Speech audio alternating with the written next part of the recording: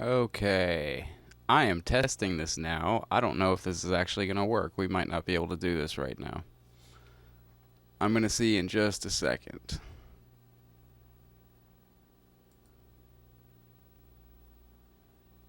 And it looks like we are live. Alright, excellent.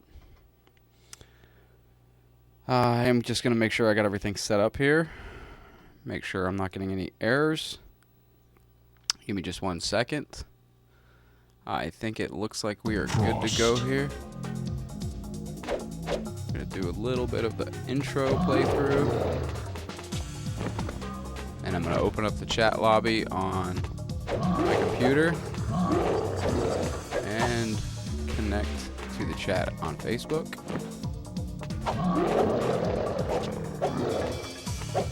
Just take 2 seconds.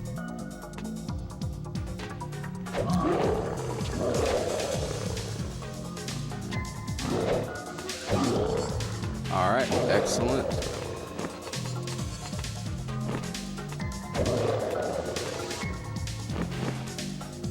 There we go.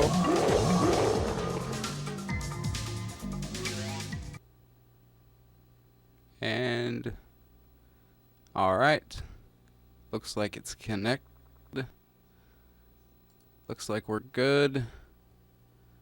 I'm just going to test it. And then I'm going to jump right in.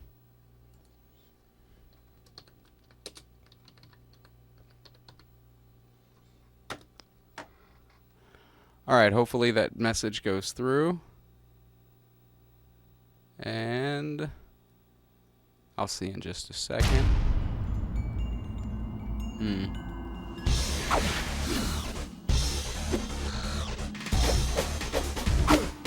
Excellent. Alright. What's up, everybody? This is Mortal Kombat Deadly Alliance on the PlayStation 2. Hope everyone's doing well today. I'm going to do a quick playthrough with Moloch. And Moloch is the Goro, as you would call it, of this game. He is your mid-boss. Well, not mid-boss, but... And... Actually, I found out today, if you hit triangle, it'll show the intro. So let's watch that. Mortal Kombat has always been, and always will be. For millennia, the forces of good and evil have been locked in eternal battle over the control of Earthrealm.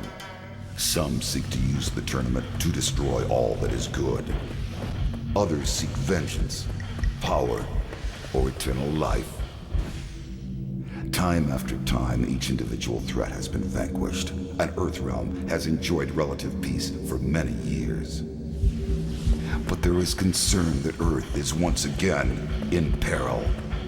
And this time, the threat of evil has two faces. Excellent. It is now known that the sorcerer What's up, Richard? has escaped from the Netherrealm. Since his escape, Quan Chi has unlocked the secret of the ancient runestone, discovered the ancient undefeatable army of the long-forgotten Dragon King, and most disturbing of all, formed an alliance with one of our deadliest enemies, Shang Tsung.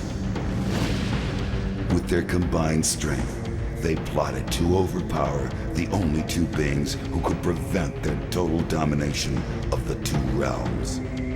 The first was the Emperor of Outworld, Shao Kahn. In a false show of allegiance, they sprung their attack.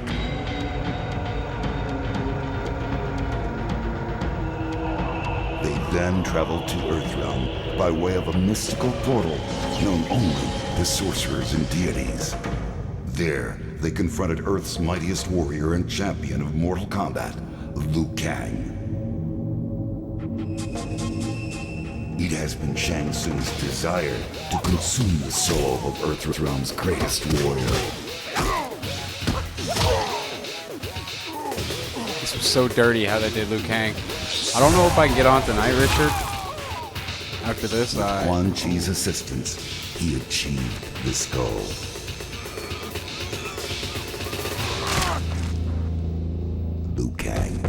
dead. So wrong. Why they did Liu Kang like that, man?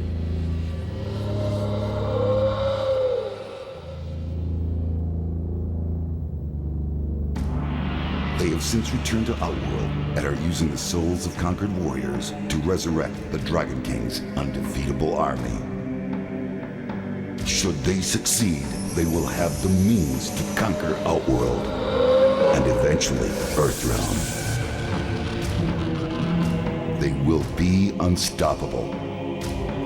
I can no longer stand idly by and watch this evil consume the world.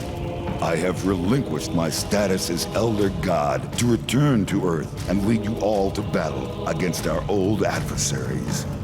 We must act now. We must stop this deadly alliance. You know, Raiden looks a lot better there with that stuff on his face than he does on Why Old Game. Because I recently found out, Emmanuel, on this old game that in addition to the selectable characters, as you will soon see, you can play through with Moloch, the sub-boss. So, and this is your character select screen.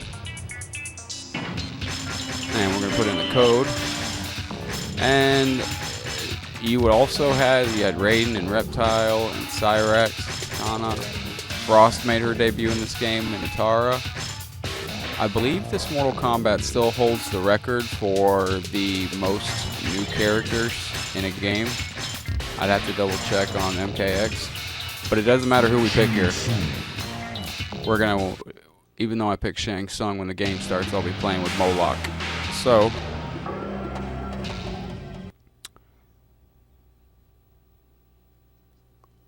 and Moloch, I've been playing with him a little bit. He is a beast. I love this. I love playing with this guy. Round one. Fight. He's got your standard. That's your one. That's. He's got those. Now, he's got a big swipe. He's got a big overhead club, and he can back in 4. And he does block.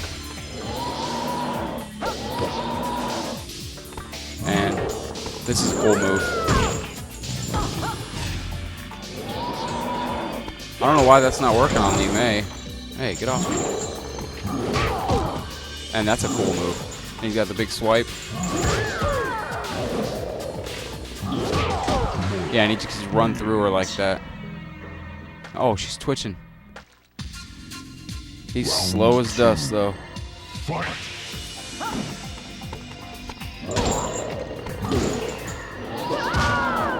Yeah, that's a cool move he's got. And he'll just walk up and slam her to the ground.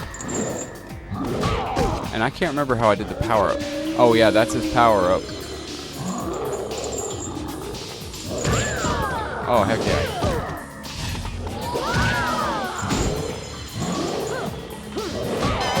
Finish her. Moloch just goes straight beast. Flawless victory. What's up, Ramel? Yeah, but Moloch is he's a pretty good character.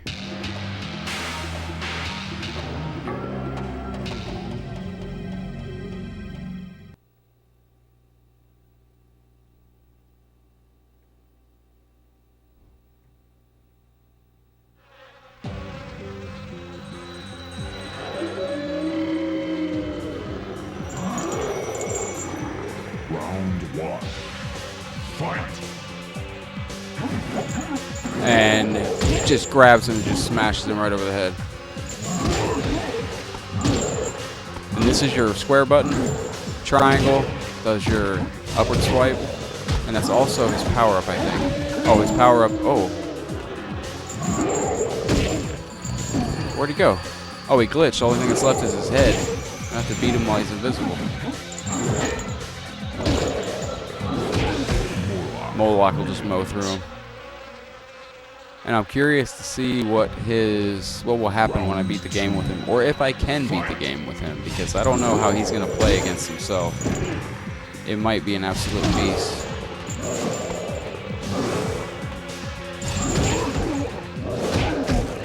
I can still see the flies that are around him. That's one glitch I noticed about playing as Moloch, is sometimes the characters turn invisible. Hey, Devon. Oh, hell no. And that's his taunt right there.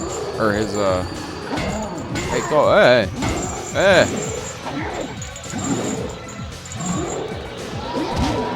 Excellent. And I like that charge.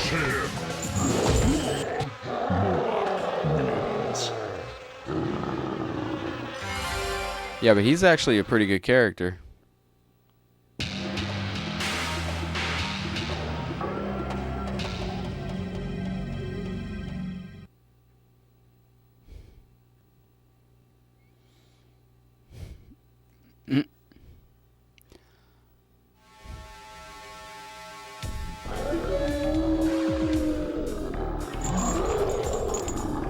Round one. Fight! And we're gonna go. Oh, Moloch. And that's his power up. Oh, and it makes the. What? Well, I guess when I do my power up, it makes them go invisible. Maybe when I do the power up again, it'll make him turn. Oh, hey, hey.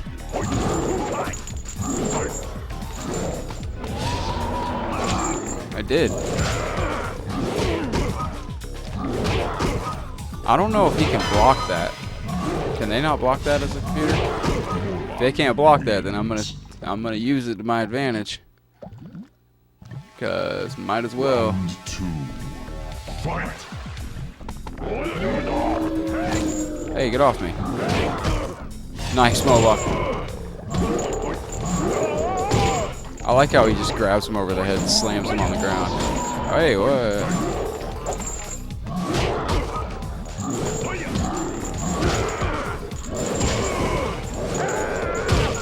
Yeah, Moloch ain't one to be messed with. Ah. Oh.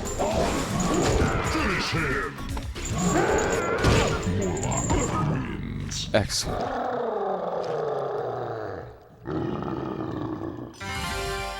I like him. I like playing with him. He's good.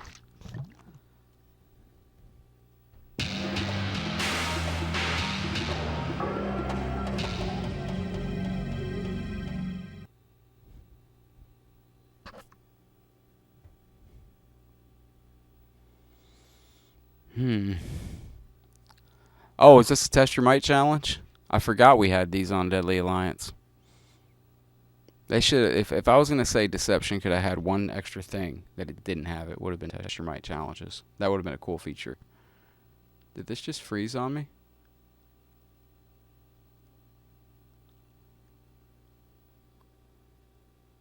Hey, what's up, Kevin?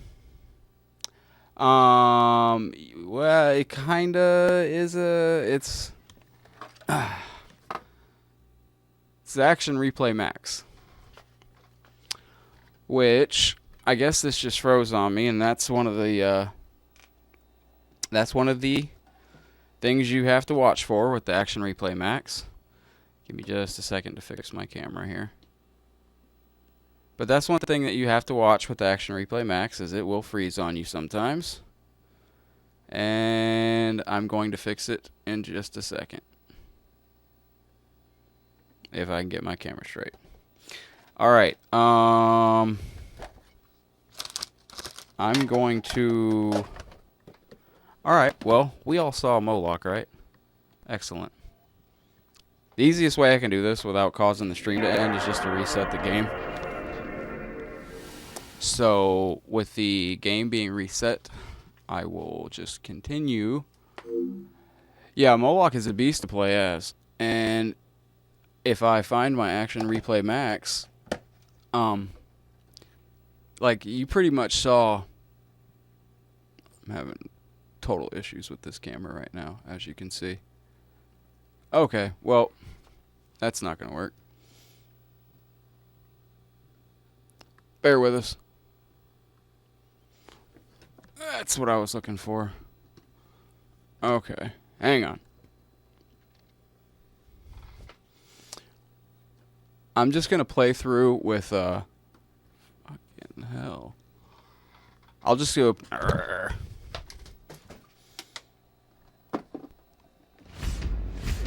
we go. That's better. I'm just gonna do a playthrough. Now, we all saw Moloch. We saw what he's capable of. Mortal Kombat has always been and always will. And in order to play with Moloch, you just have to get the Action Replay Max and put it in. But I hadn't tested it through the arcade mode, so obviously it does have a glitch here and there. I'm just gonna whip out my trusty book here, and I just there we go. And I thought Scorpion had an awesome alternate costume in this game.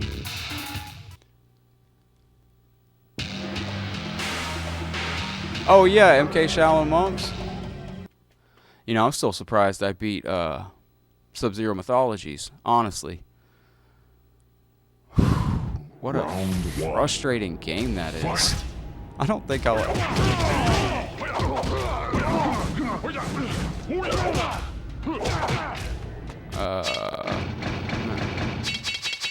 can't remember his combos. I remember it was something wacky different. Oh yeah. Oh, it's not something wacky different. Get over here.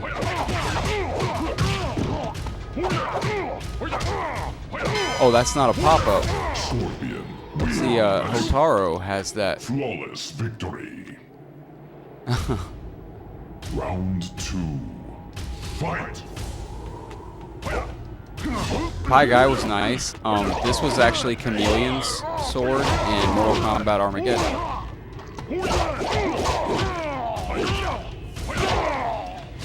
And this combo here. And let me see here. I don't remember his fatality, but it's back down, back 4. Excellent. Yeah, but the Moloch playthrough, he's a beast, but he only has like a really limited moveset. And as we all saw, it freezes when you go to the Test Your Might challenge, which I didn't anticipate that. I should have just turned that off. Oh, I knocked over my beverage. But yeah, Scorpion had a really cool ultimate. MK Funko Pops? No, I did not hear that. That sounds interesting. I would be totally into some Funko Pops. MK Pops. Round 1. Fight! And see, Scorpion had great lows like that right there. The Hellfire flip kick was awesome.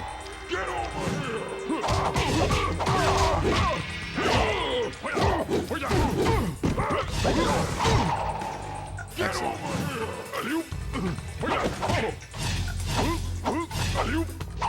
1, 2, 3, 4, 5, 6, 7, 8. Scorpion will just cut through you. Flawless victory.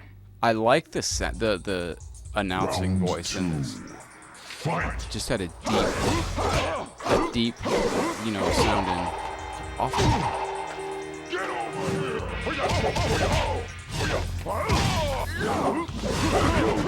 Oh, he reversed it.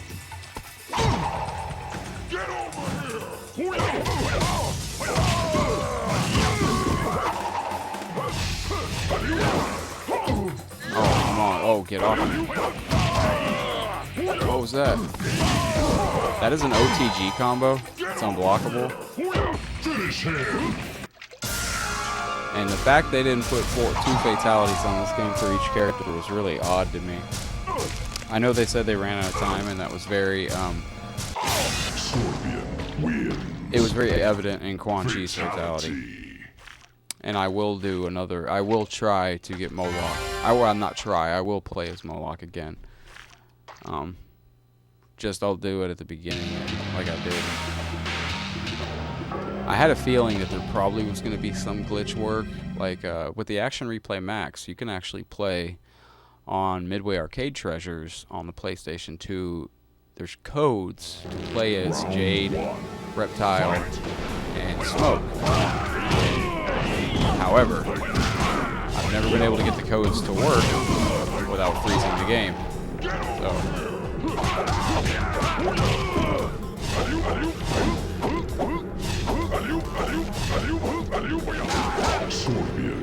Scorpion looks like Ghost Rider. Flawless victory. Round 2. And Fight. just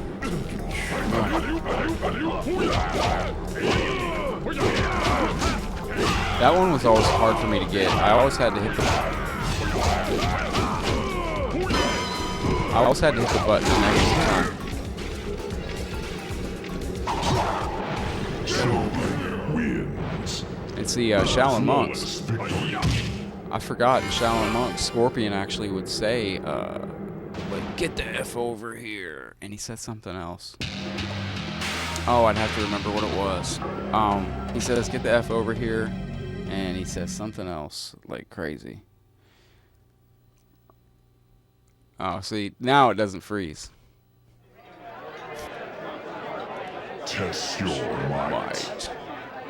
And I don't remember, does it chop oh, hell no. Does it chop Scorpion's head off or something if he doesn't break the block? I can't remember. Just trying to remember if it's just the later games like Mortal Kombat 9 and Mortal Kombat XL.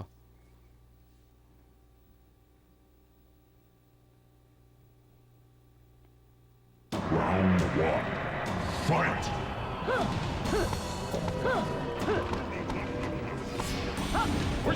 Excellent. I always love this stage. Oh, and I don't know if you can tell, but I'm actually playing on a new HDMI converter.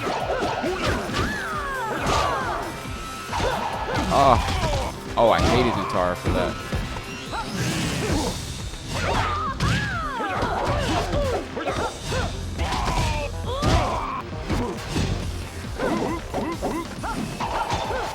I remember when this came out, I was not very pleased with it, although because it was so different. And I know when it came out, I wasn't a fan, and then when Mortal Kombat Deception came out, I remember seeing on the box very clearly. I remember I was walking through GameStop and I looked over and I saw the box from Mortal Kombat Deception on the shit.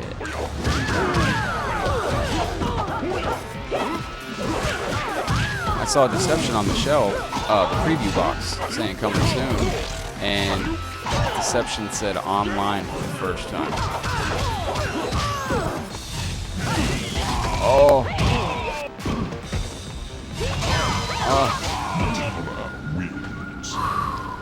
See, I'm so used to Scorpion and Deception and Armageddon, he doesn't have his sword. He's just crushing. And Armageddon, oh, you.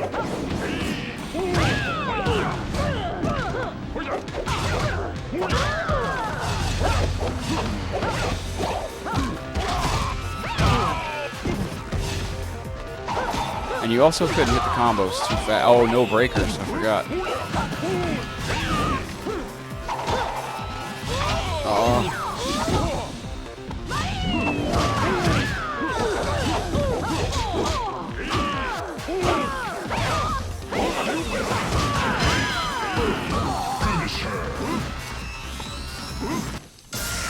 From across the stage.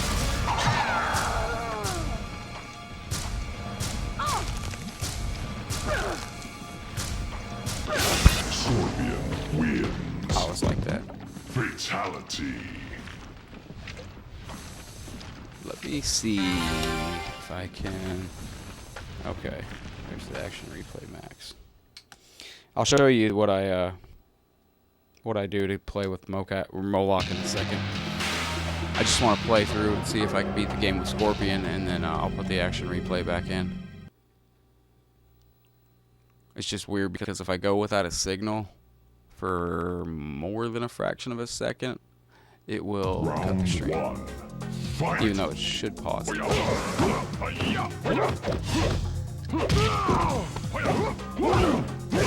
Come on, hit the mid, hit the mid. Excellent. Okay.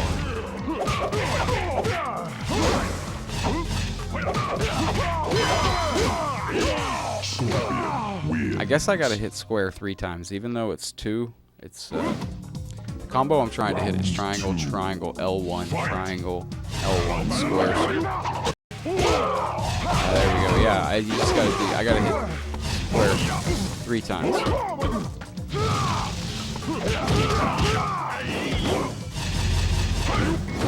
Oh no. Excellent. Can I stab him with my sword? Impale him, I mean? No.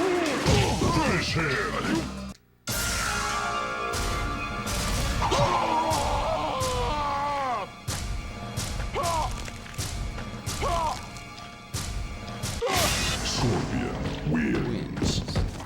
Fatality. Yeah, but the Action Replay Max, if anybody plays PlayStation a lot, PlayStation 2, the Action Replay Max has a lot of cool things. That's how I went back and beat Resident Evil Code Veronica after having that game since release. And I could never beat it because I was stuck on this one part where I had saved myself with like no herbs, and I didn't have any. I had like no health, and the only way I could go back was to go back like 4 hours of gameplay. So I was like, no. But I remembered I had the Action Replay Max, and I was like this stage.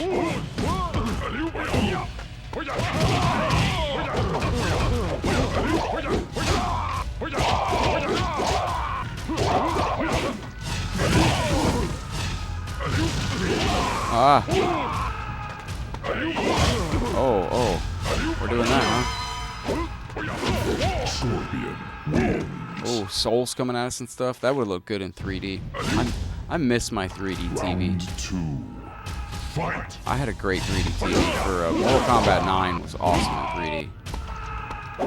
If anybody watching has a 3D TV and you have Mortal Kombat 9, if you haven't played it in 3D yet, I highly recommend. Oh, I thought I was going to be able to get him with that.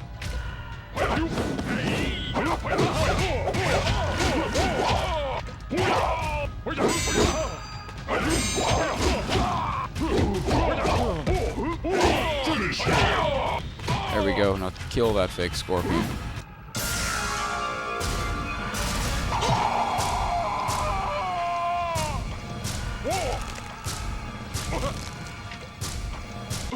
Scorpion wins. Fatality. And I've got to be getting close to the end, right? I just love the different sound effects that this game had all around. I thought the stages, this was actually one of my favorite stages in this game, the House of Pakara. It's oh, this was a good game. Mini game. Test your sight. Alright. Alright, here we go.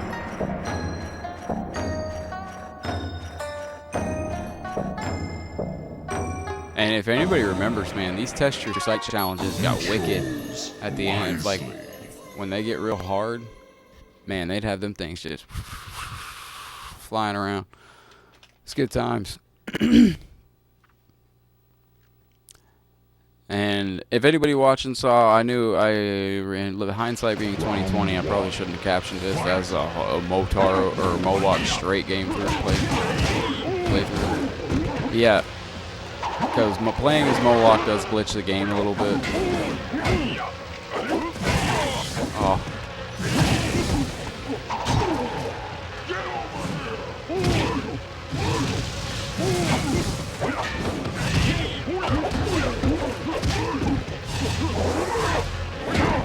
Ah. And see, a lot of people don't know, you can still play this online. Well, not still, but you can play Deadly Alliance online on the Dolphin emulator for the Nintendo 64, I believe. No, not Nintendo 64. What am I talking about?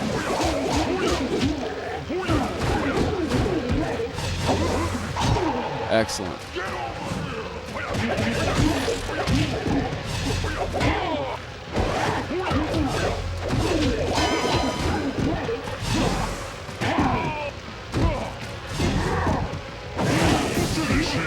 Excellent.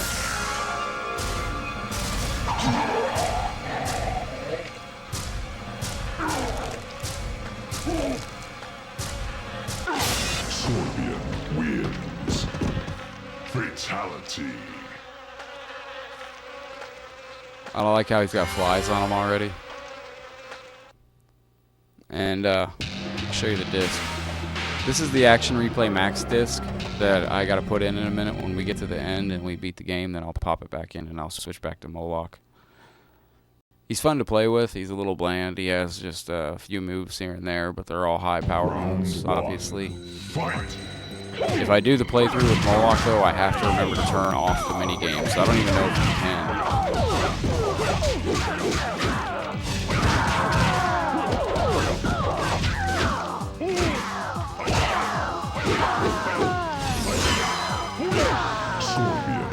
Ooh, Scorpion taking the Lin Kuei to task. That was fantastic. Round 2. Fight. Ah. Oh no. Oh, see. And I dare say Frost was better in this game than she was in Armageddon. They nerfed her down bad.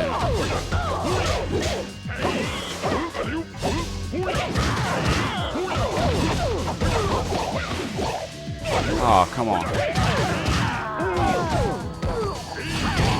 It said 20%, but boy, I swear that did not. Ah.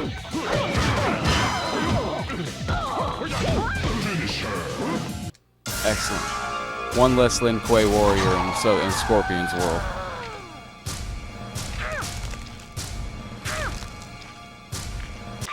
Scorpion wins.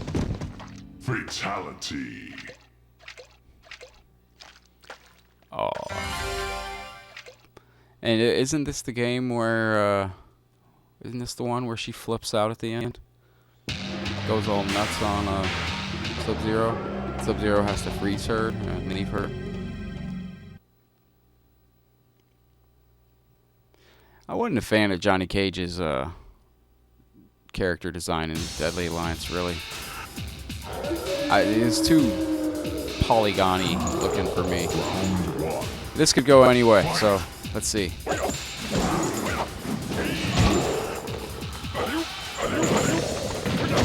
Oh, hell.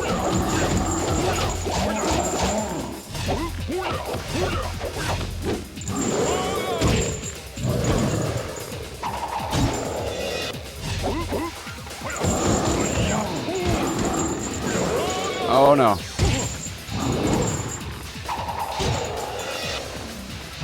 Oh, no. He's over there breaking stuff.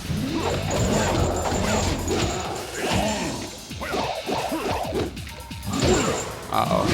Uh-oh. Uh-oh. Oh, crap. Oh, hell, get the... No.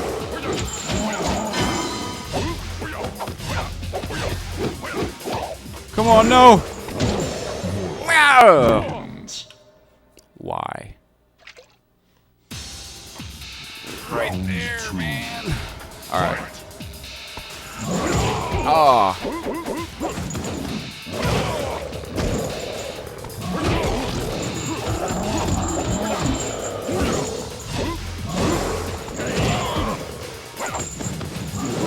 Oh, that move right there.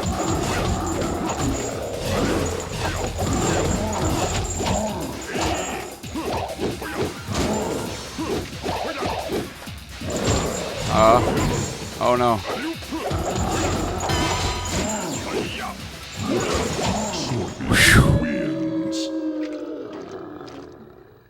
See, the computer plays with him a lot better than I did. I can tell that much. There we go. You just have to keep going at him with long combos.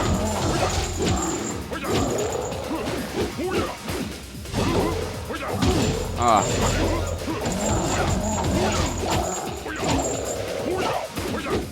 See, he doesn't handle those. There we go. Got him. Scorpion wins. For a sub-boss character, he wasn't bad, but I remember looking back on him. He was meh, you know.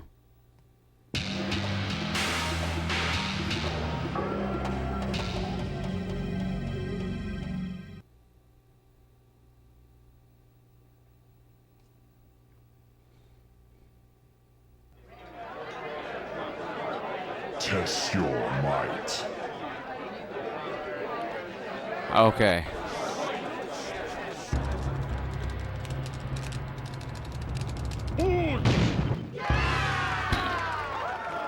Got it. Let me make sure. What is the problem here? Oh, okay. It's all logged in. Excellent. And reconnect. Round one. Fight! Boy, this is a beautiful stage.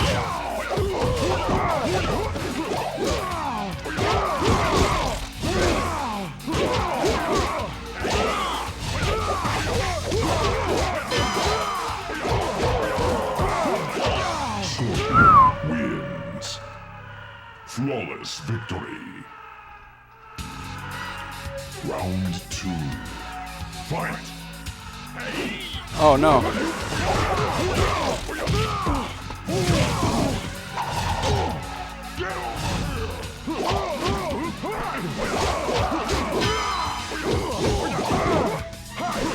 Finish him! And I believe this is the only Mortal Kombat where you could do a fatality on the bosses. Well, if you want to consider Shang Tsung and Quan Chi bosses.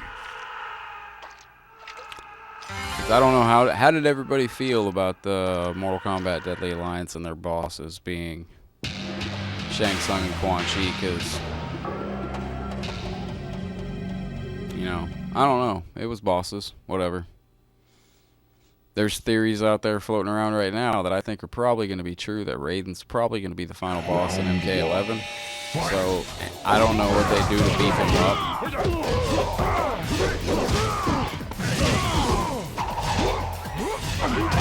Oh, you want straight punch me, huh?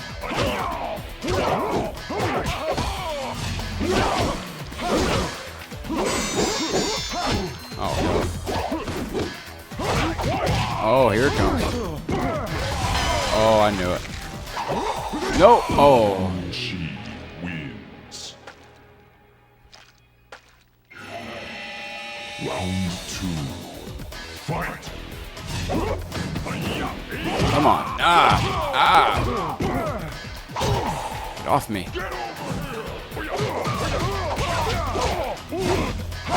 Ass.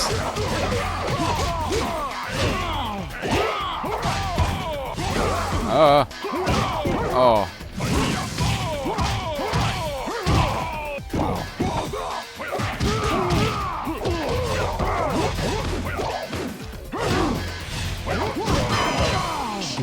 Scorpion with some vengeance.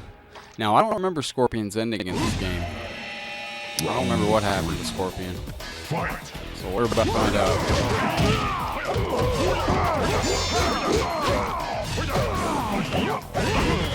Oh, reversal.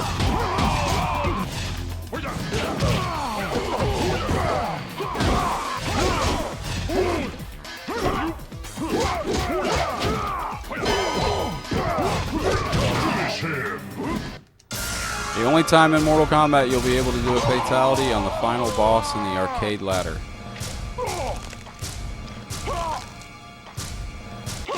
Scorpion wins. Fatality.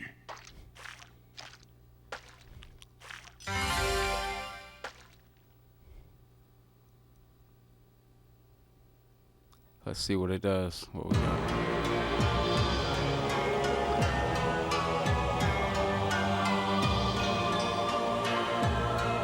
Now, by the beginning of Mortal Kombat Deception, that would lead you to believe that the Deadly Alliance had won. Well, actually, they did win.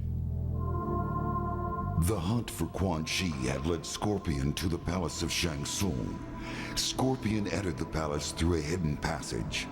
As he made his way through the lower levels, he was discovered by the two Oni he had previously encountered while in the Netherrealm. Shang Tsung had secretly allied with Moloch and Draman as a backup defense against Quan Chi. The two Oni had been hidden in an underground chamber and were periodically fed mortals to keep them satisfied. Scorpion fought well, but was overpowered by Moloch and Draman.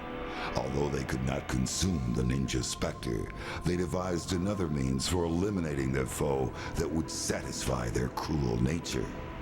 The Oni brought Scorpion before the portal to the heavens that Shang Tsung had tapped as a source of limitless souls. They hurled him into the Solnado, and his hellspawn body was ripped apart by the purity of that realm. Word. That is terrible fate. Moloch and Draman are wrong for doing that to my man Scorpion. Alright, but let's try to pop this in. This is the Action Replay Max disc. And what I'm going to do is pop the PlayStation open. I'm going to reset it so it goes to the boot menu. Excellent. That's the safe way to do it. That way I don't lose any transmission to the stream. Pop in the disc, reset the game again. And I did not know. Did anybody watching know what those bars are at the beginning when the PlayStation 2 boots up? I did not know that those are... I had no idea that those are actually... The bars represent games that how many games that you've played on the PS2. And the length of the bars represents how long you have played those games on the PS2. So... I can't imagine that being correct. Well, I'm looking at my PS2 games now. Maybe, I guess that could be correct. This is the Action Replay Max opening screen. And, oh, another thing I was going to say. An interesting fact about Detel. They took down support for their product in 2009. And what I mean by that is if you get... Even if you do have your internet hooked up to your PlayStation 2, obviously this doesn't work because they turned off the server. Yeah, that's fine. But you used to be able to update via a USB flash drive that you could update in your computer. Well, they turned that off in 2009.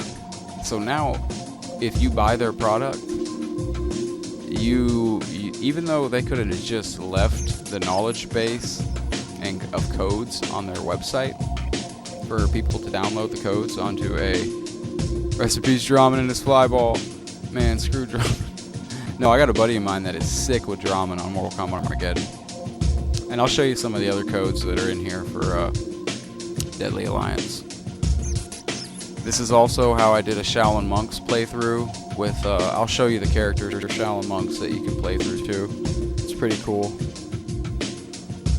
It takes a little bit of loading, but yeah, like if you you have to manually put in these codes because you can see like Mortal Kombat Armageddon's not here. Well, before 2009, you could go to their website and you could download the codes to a USB drive. And why is Charles' comment not popping up? Oh, hang on a second.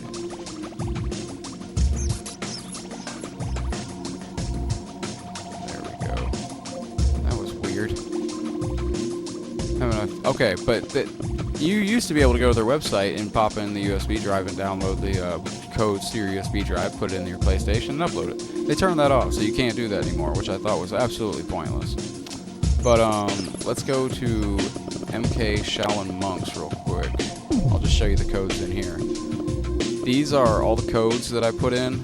These are all people you can play with on Shaolin Monks in the single-player mode. You can play the Blood Skeleton, the Black Dragon Merc, Tarkata, Oni, Red Dragon Mercenary, Katana, Melina, Jax, Kintaro. Kintaro's a beast. Baraka, Reptile, Quintana, Johnny Cage, Goro, Jade. These are all people Jade's kind of trash to play with, honestly. But those are the Mortal Kombat Shaolin Monk codes, and down here, we got Deadly Alliance. And we got all the codes in here, infinite health. Let's actually turn that on. Character modifier, these are the codes that we have to modify the characters. This is the one I put in to play as Moloch. I had to manually put that in as well. But it's just easy fatalities. And you can unlock everything in the crypt. And then once we have it selected to play as Moloch, you just hit start on the controller, and it will say that. And before I hit start, I want to test something, because I noticed somebody's comment didn't go through.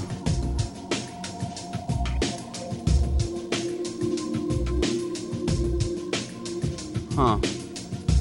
I don't know why comments weren't going through for a second. Alright, and then I just gotta pop it back in, and we'll be good. And ensure your game disc is inserted. I'm going to pop open the CD drive, slide out the game, and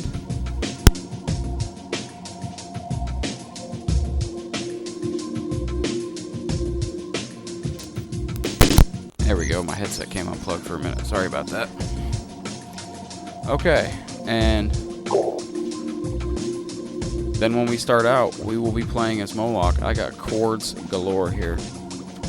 Excellent.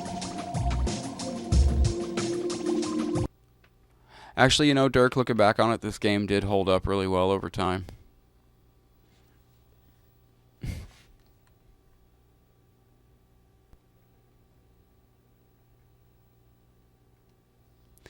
And I have to remember to see if I can turn off the mini games, because if I can't turn off the mini game, then we're gonna have that problem with it freezing again. And who wants to have that garbage? Who has the time?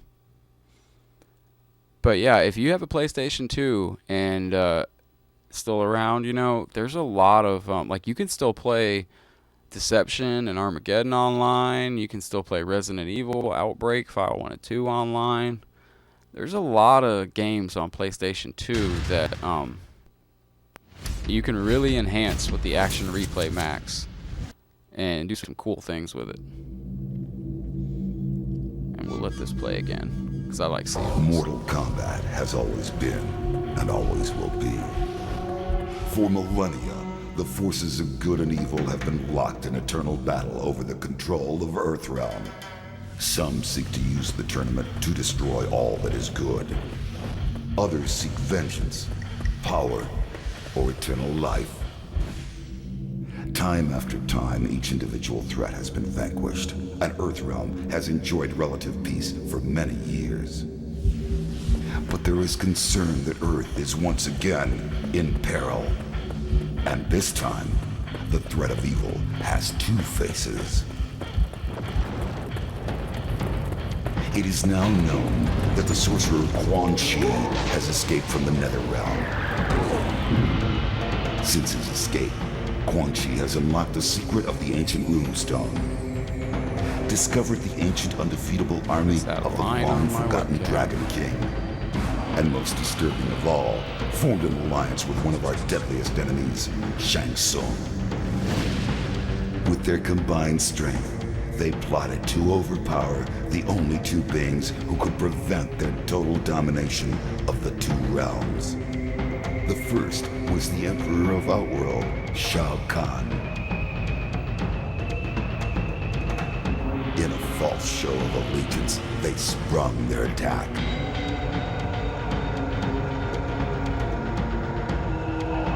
They then traveled to Earthrealm by way of a mystical portal known only to sorcerers and deities.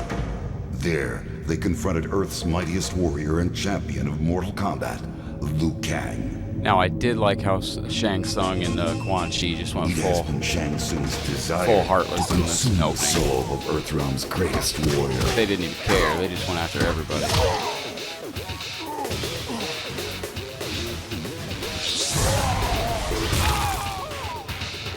With Quan Chi's assistance, he achieved this goal.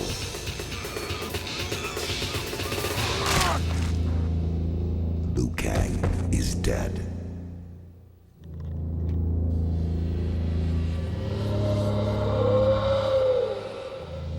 you know he's happy. They have since returned to Outworld and are using the souls of conquered warriors to resurrect the Dragon King's undefeatable army. Should they succeed, they will have the means to conquer Outworld and eventually Earthrealm. They will be unstoppable. I can no longer stand idly by and watch this evil consume the world. Hi, Shady. I have relinquished my status as Elder God to return to Earth and lead you all to battle Hey, thanks against for our stopping in, old Shady. adversaries. We must act now. We must stop this deadly alliance. You brought everybody to the campfire to sit them around and tell them that depressing stuff? Better have brought some marshmallows or something. Raiden has never got anything good to do. You know, he's just always raining on everybody's parade. Anyway, let's play some Moloch.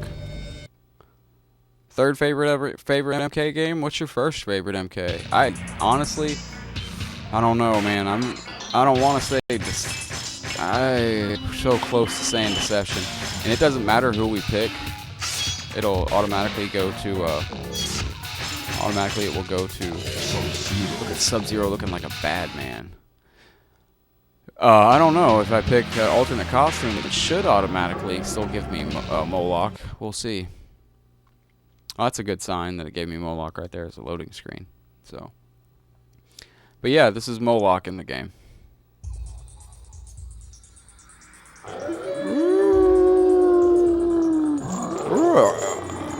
Round one. Yeah. Fight. Grab its head. I love that.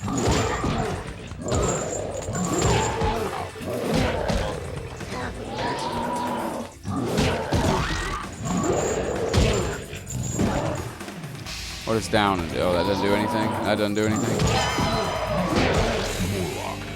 Moloch is a beast. Flawless victory. Round two. Fight. I'd say the apex of Mortal Kombat for me was Deception.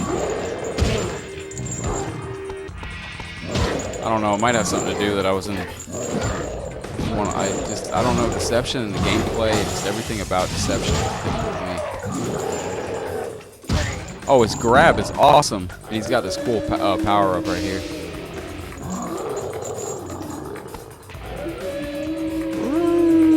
Trilogy was great. The one thing that bugged me about Trilogy was the AI was just like... The AI in Trilogy was... Flawless victory.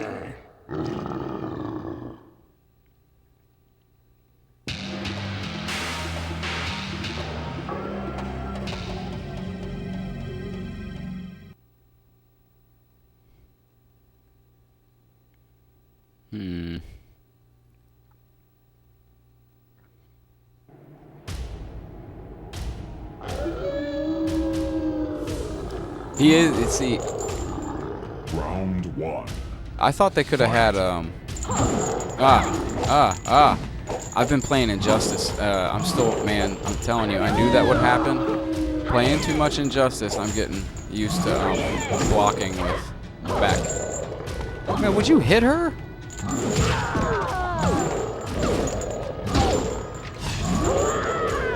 His grab is so much fun. He's got that right there. Then he's got the full grab. He just manhandles everybody. Moloch wins. Now I'm interested when I get... Oh, I didn't turn off the minigame! That was close. What up, man? Welcome back, Mike. Ooh, man, I almost forgot to turn off the minigame. Ooh, that would have froze right then. Game options. Minigame. Off. Amen to that. And I have to turn off the minigame. If I don't turn off the minigame, it will freeze. So, and a little pause for the cause. I just got water over here. That's actually all I drink now.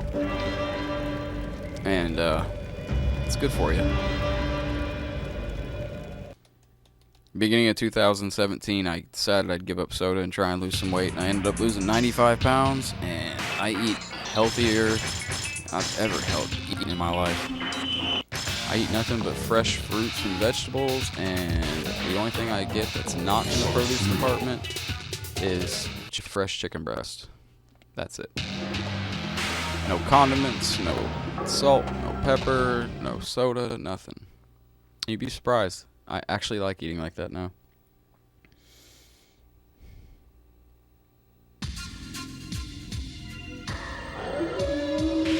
I'm so glad I remembered. No, I don't want to activate my life. Fight! And see, Cyrax, oh crap, it got him in midair.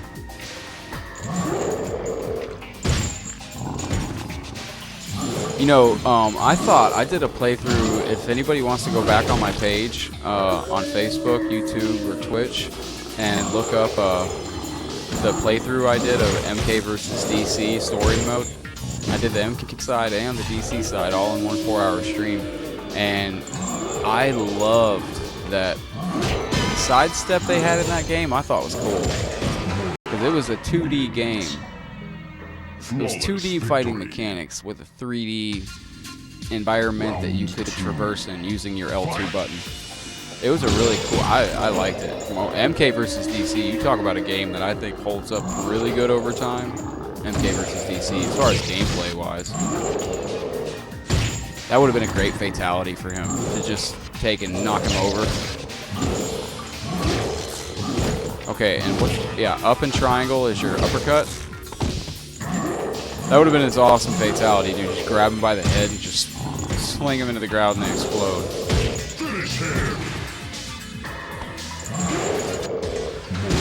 Moloch fighting in the Kuatan Palace. That's it. Him and Goro would have had a beast. Yeah, see, I love the Armageddon roster, but Dylan, I think you're kind of right on that. The game was just... Nah. Armageddon was kind of trash.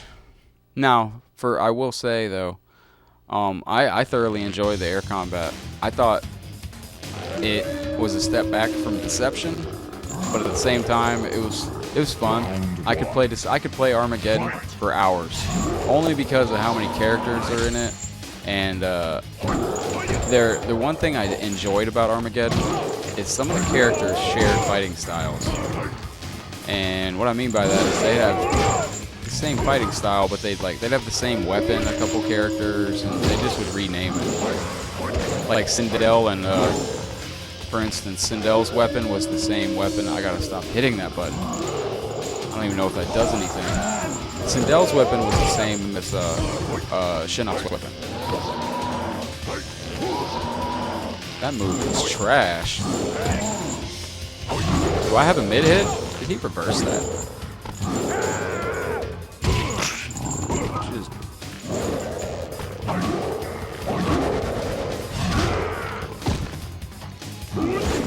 Oh, get off me. Excellent move. Wins. Flawless victory. Round 2. Fight.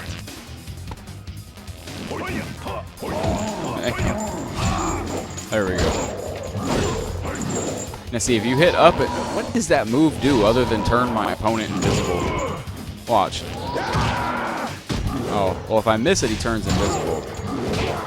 I like that move, just the straight rush charge. Hey, Dylan, you've watched me play Armageddon online recently, right? See, like, the other thing I liked about Armageddon is the creative fatality.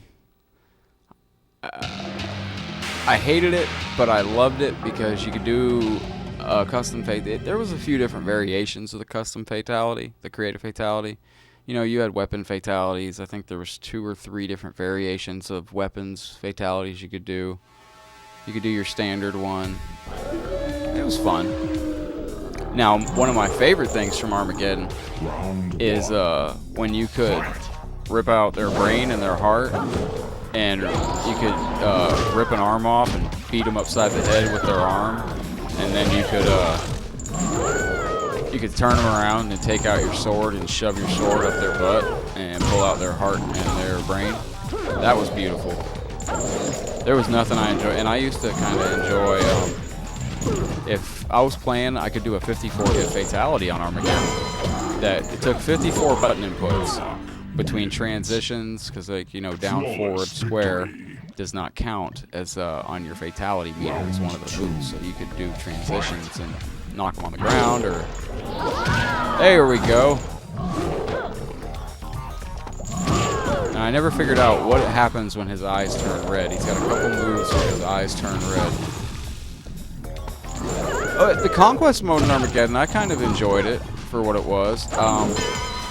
I enjoyed the Conquest and Deception more, but I thought it was cool in Armageddon. I would have liked if they would have had, I would have enjoyed if the Conquest mode would have not been just playable with Taven. And the reason I say that is because Taven that was the game they introduced air combat. Taven did not have good pop-ups he didn't have a good ground to air game as far as a combo or a pop-up that would be easy to transition into air combos. And I thought that for the game you're introducing air combat in, they could have had that represented a lot better by maybe giving him, I mean, if they knew they were going to make Taven the character, you know, they knew they were going to have him be the Conquest character. So give him some real OP, some real sick air combat stuff that he can do. Don't just give him, but he was very limited. Like, he had some pop-ups, but his pop-ups were not, they were pop-ups that you could easily combo on the ground. You could not easily combo them back up to air combat. You could if you knew what you were doing after a while of practicing with him. But I will say Taven was a bad man, though. If you knew how to play with Taven online, yeah, Taven was the shit. Do I have any special moves with this guy? Or does that count as specials? Oh, and I was going to say, this is one special. All that is back and X. That's forward and X is his charge. Forward and circle is his head grab like that. His regular grab, it's just like his regular grab, R1. Flawless victory. Shaolin Monks. You know? Fond memories. I got a couple gripes about Shaolin Monks. One big one is, why are you going to make a game with content that is locked on it that can only be unlocked by playing with 2-player mode? And if you're going to have that kind of content where it can only be unlocked and puzzles in-game, like some of the videos, I believe, I unlocked it all with Action Replay Max, but some of the videos on Shaolin Monks, there's only 6 in the whole game. But some of the content, you have to play 2-player mode to unlock it. So there's no way to get 100% completion on the game unless you got a buddy at your house that you're willing to play through in 2-player mode. Well, with that said, yeah, I'm doing easy mode only because I don't know what the fight against Moloch is going to be like. That could be, but the other thing that I had about Shaolin Monks is this. In traditional Shaolin Monks, you can play with Liu Kang, Kung Lao, Sub-Zero, or Scorpion. You got 4 people you can play with. Okay. You got those 4 characters. It don't matter who you pick or who you play with. When Raiden pops up or anybody pops up, you could be playing with Sub-Zero, Scorpion, you could be playing with anybody. It don't matter. Raiden, they'll pop up on the screen and go, "What's up, Liu Kang?" And you're like, what? Because you'll be playing the Scorpion, but it doesn't matter. Everybody still calls you Liu Kang. And I'm like, really? They couldn't even have, like, voiced over? Like, how long would that have taken to record somebody going, "Hi, Scorpion"? But no. No matter who you play through on Shaolin Monks, everybody you meet's like, "Hi, Liu Kang." It's like, well, alright. But the cool thing about Shaolin Monks is, you can play through the arcade mode with like 15 other characters. And it's pretty cool. Goro's a beast, but I don't think... Yeah, they need to remaster Shaolin Monks, but they need to remaster it with some real graphics. Because that was another gripe I kind of had. I thought the graphics were kind of substandard for PS2. I don't know if substandard's the right word. They were just... If you played the game, you know what I'm talking about. Like the fatalities and stuff. I'm like, really? That's the best we got? But, nah, you know. It's a fun game, though. Very fun game. I'd say the difficulty level was on the fence. I've never played it on hard, but I know it can get difficult. That final boss fight is incredibly hard because you have to fight Goro. You have to fight Shang Tsung, Shang Tsung, Kintaro, and Shao Kahn all in one life bar. Alright, I'm gonna have to get Kenshi off me. Where's the fatality?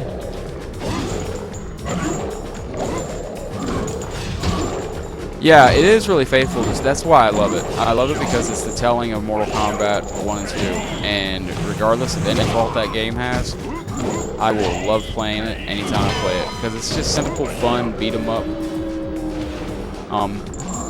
It's not, it's not too much. You don't have to think too much playing. Get off me!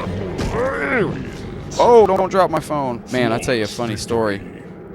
I got a new phone case, screen protector, 2-pack for my phone.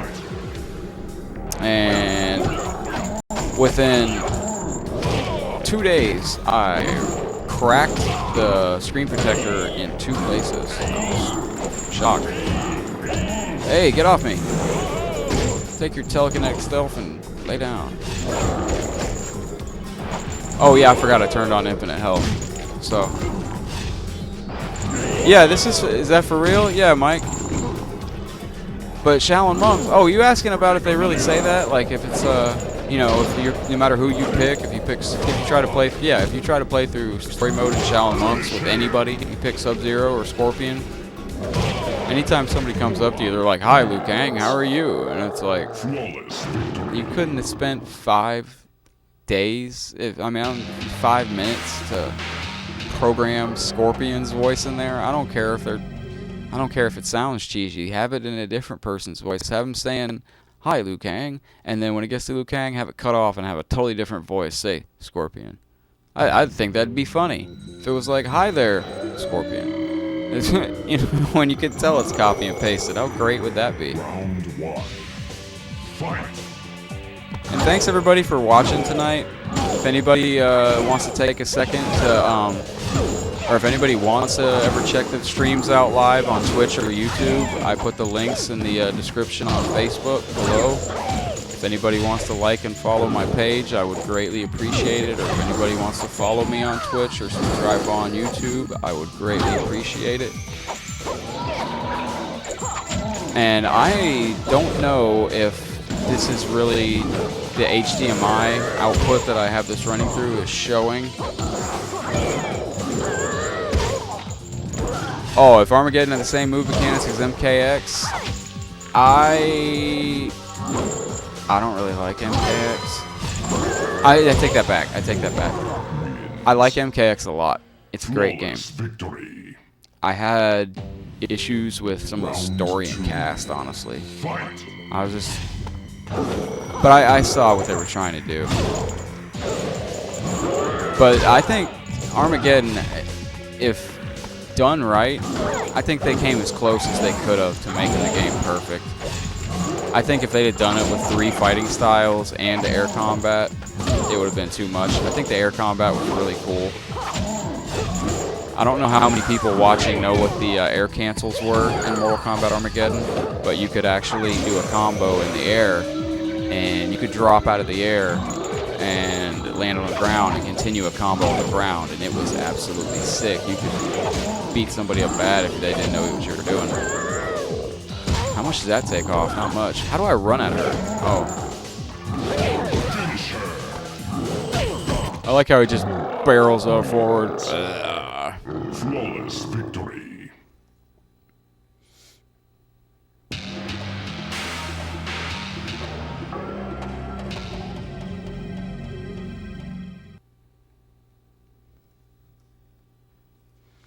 Kano, I thought, looked great in this game.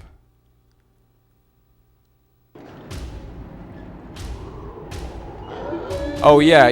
Hey, if anybody watching wants to do me a favor also, I forgot to even check. I have Twitch and YouTube set up, so if anybody follows or subscribes, it will pop up on the stream, on the actual stream feed. I believe I have it set up correctly. I am not 100% sure. So if anybody wants to take this opportunity to follow me on Twitch or subscribe on YouTube, we could test that out live right now. That would be awesome. I know somebody would be willing to hook me up with that. Get off him!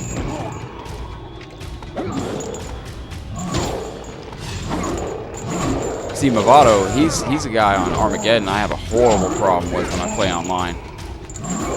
When I play my buddy Sinise online, crush you in MK, bro. You probably will. Flawless victory. I will crush you in MK, bros. Dude, Isaac, how cool would that be to make a Mario Brothers game out of Mortal Kombat characters? You know, Isaac, they made well, it's a fan-made game on Dreamcast, but it's a really cool game called Mortal Kombat Unlimited and Mortal Kombat Conquest. It's like a it's like a Streets of, what the hell? Run him. Yeah, this is fair. Yeah, stand there and...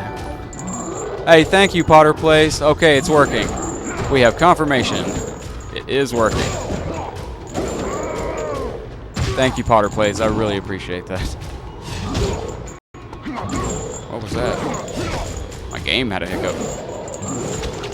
Oh, don't start doing that backup stuff. Wait. I like how he just runs him over. Look at him. Just curl. Oh, Moloch looks like he's stalking him.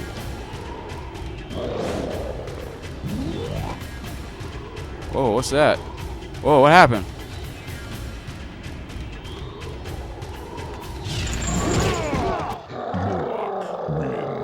Man, I thought...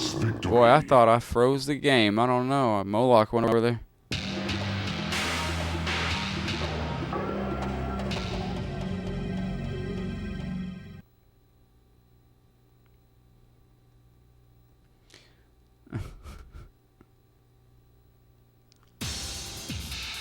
Alright, now this is what I was afraid of, guys. Everybody watching, and hey, everybody watching on Facebook, we're at 170 right now.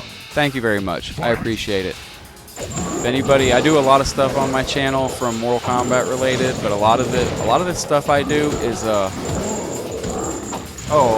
hell, oh no, oh lord. Oh, I forgot I got infinite health. What am I worried about? Man, hit this guy.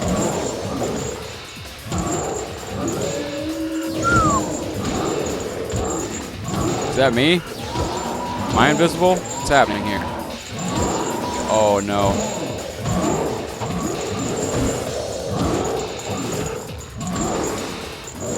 Oh, we're gonna be here forever. Is he not taking damage? Oh.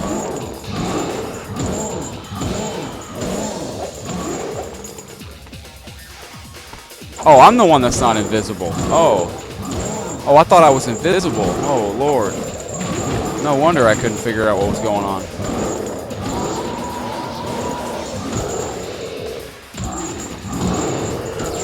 This is great, man. This is great. Get off me. This is ass. It's like the game doesn't like me hacking it or something. That is fantastic, whatever that is. When did the timer get turned off? What? Are you real? What's up, Edgar? Yes, I'm very real. Oh, I like how he just manhandles him. He throws them all around.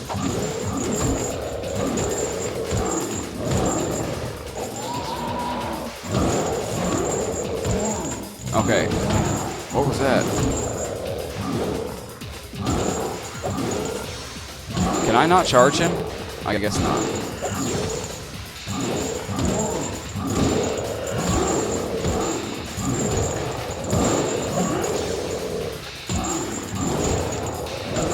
Come on. So we need to take guesses here. What do you think's gonna happen when I beat the game? Is it gonna freeze, or does Moloch have an ending? Oh, it might. Oh, you know what? It might give me the ending of whoever. It might give me the ending of whoever I picked. That's what I'm gonna guess is gonna happen. It's gonna probably pick. Shang Tsung's gonna be like, "What kind of jazz is this?" And see, there was a lot of new characters that were spawned in Deadly Alliance that became very critical in later Mortal Kombat games. Kenshi, Baraicho, and then there was some that were of no consequence that I hope we never see again, and we probably won't. Su Hao being one of them.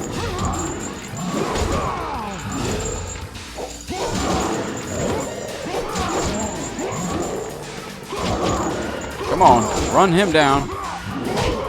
There we go.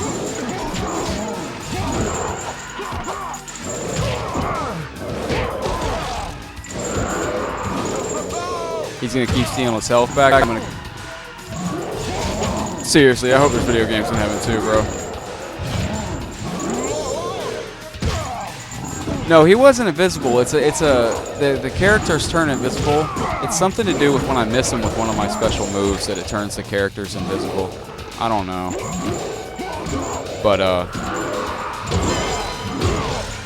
excellent. Flawless victory. Yeah, but I always put the links in for Twitch and YouTube at the bottom of the description on Facebook. I'm trying to get into the habit of pasting them over to YouTube after I get done. Oh, get off. Now, see, I love that Soul NATO in the background. That was just so cool looking at me. This is one of the stages that I really thought should have been in Armageddon. Get off me!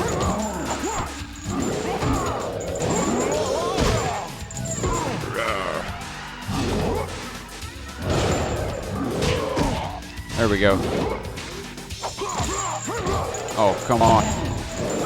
Just throw him down by his head. Excellent.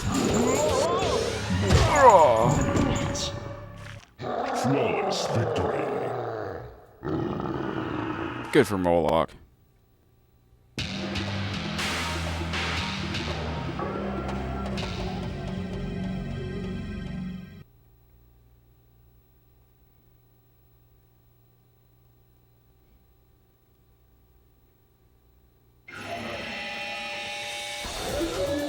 Alright, this is it. What happens here? I'm thinking it's probably just going to give me Sub-Zero's ending. I think that's who I actually picked when I started the playthrough.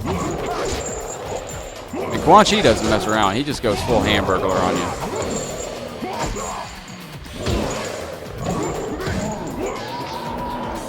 Yeah, that right there, if I miss it, it tends to turn them invisible for some reason. I love that.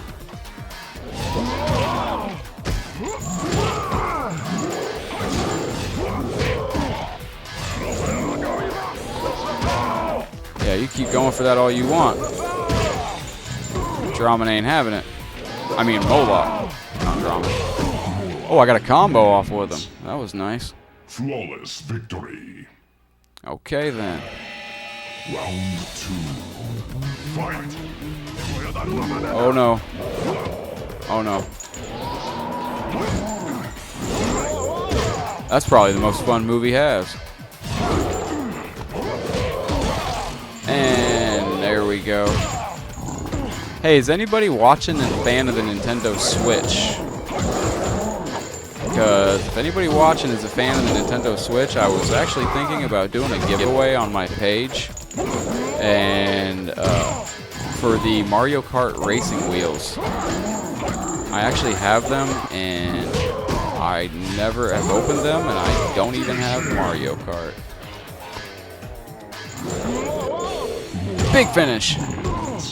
All right, let's see. Let's see. This was also the only Mortal Kombat that didn't have like a big boss, you know, explosion, you know, just, you know. But I do like the graphic at the end.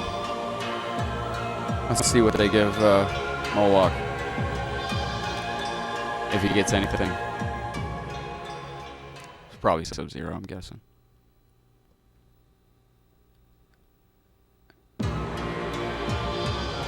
Oh, what kind of lamity is that? It doesn't even give me an ending. Awesome. Alright, well, like I say with all my streams that I do, when the credits start to roll, hey, the guys put the work into the game. We put the work into the game to get to see the credits. I always let the credits roll, because, hey, if any of us had our names in the credits, we'd want to see it, right? Yeah, but, you know, come to think of it, we kind of saw Moloch's ending, because we played through with Scorpion. We saw what happens with Moloch at the end. Moloch and Drama end up screwing Scorpion over pretty bad. But alright, that was the playthrough with Moloch on Mortal Kombat Deadly Alliance on PlayStation 2.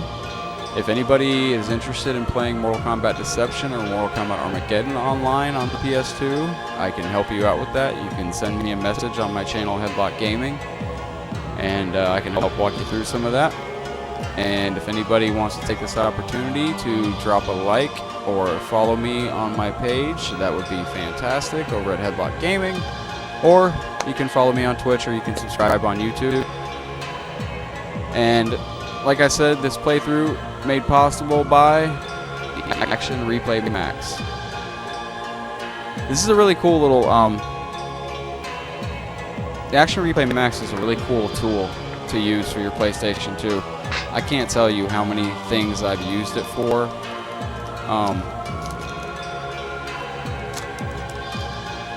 Yeah, I mean, just the amount of cool stuff, like just for Mortal Kombat games, there's so many cool things, like on, well, for instance, using this right here,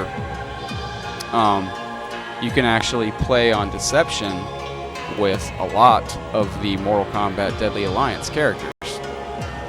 And because a lot of the Deadly Alliance characters are in Mortal Kombat Deception, you play them in Conquest. And so the character models are rendered into the game, they just weren't made playable, but they're still there. You can play as them, you just don't have special moves. I was not a fan of that Kenshi attire right there. Yeah, Action Replay discs were awesome, and I can't believe that you can't update this via flash drive anymore, because I don't know why they would disable that feature. Because all they had to do was not pull it down from their website. Now if you go to their website and you try to click on the link to like download an update, it's just been removed. It's just like, sorry, F off, we removed it. Well, why did you remove it? There was no reason to remove it. You could have left it there as a permanent archive, but what do I know? So I found the codes online, and I manually inputted the codes. Well, a funny story, Jonathan, and thank you for hey, Jonathan, thank you for watching on YouTube, bro. I appreciate that. I actually ordered one on eBay for 20 bucks because I was hoping that the one I ordered on eBay, it's actually sitting outside my place right now. Amazon was supposed to come pick it up because it doesn't work. The disc is perfect, but when I put it in my PlayStation, it sounds like the PlayStation's about to take off. So, and it didn't work. It just said didn't read the disc, but it's like 20 bucks online. And the one that I ordered from Amazon, it had something wrong with it. If I had to take a guess, it sounded like it was a European version, because the disc was fine. It just wouldn't play in my PlayStation. But I would recommend, if you looking for one, get the one in the metal case, like that. And if I had to make any recommendation, spend the extra money, buy it new, because you don't really know which one has the latest updates on it, but I'm assuming one that's new and unopened from them would. So let's check out what I got for content here. Let's go in the endings for a second. Or actually, you know what? I always love these, and I gotta grab something real quick. I'm gonna run out back. I'm gonna just start this playing. I'm gonna be watching with you guys. I'm gonna just go outside real quick. But this video was always cool. I'll be right back, but I'm gonna be watching with you, and I'll be in the chat lobby. I got Game of Thrones. You know, fun fact about me, y'all don't judge me, I have not seen one episode of Game of Thrones. Looking forward to watching it one day, though. The very first time I saw Mortal Kombat, I was totally blown away by the extremeness of it. In 1992, Mortal Kombat changed the world of video gaming forever. The use of digitized actors, compelling characters, and gruesome graphic effects all helped to create a phenomena that took arcades by storm. A lot of people don't realize that the game was originally meant to be, a quick project. I think if Mortal Kombat did not have any blood in it, it probably wouldn't have had the kind of success it did. Fatality. Seeing people's first reaction of Mortal Kombat 1 in the arcades was pretty intense. Their reaction was just so over the top that they couldn't believe what they were seeing.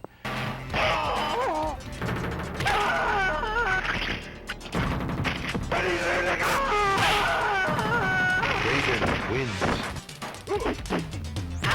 Come here! Excellent. Scorpion wins. Flawless victory. Mortal Kombat 1 exceeded everybody's expectations. I don't think anybody was expecting it to be, to become as big as it did. There is no question of the impact Mortal Kombat has had on gamers around the world.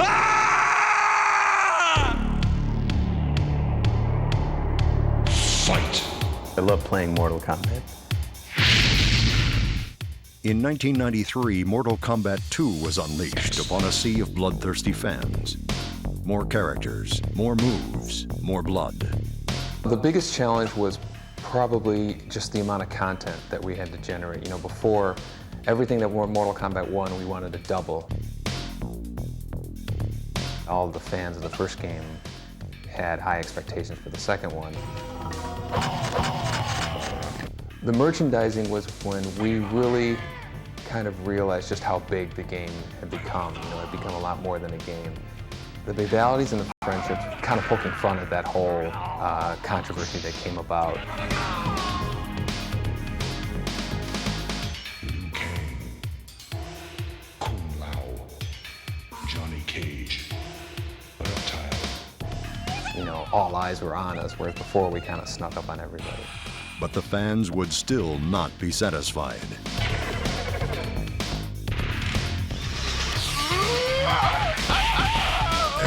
Outstanding. 1995 saw the release of Mortal Kombat 3 with a diverse cast of characters, crisp graphics, and an intricate combo system. Reality's boring. Nobody wants to pay for reality. We take everything beyond reality to the point where it's, the only way to do this is through our video game.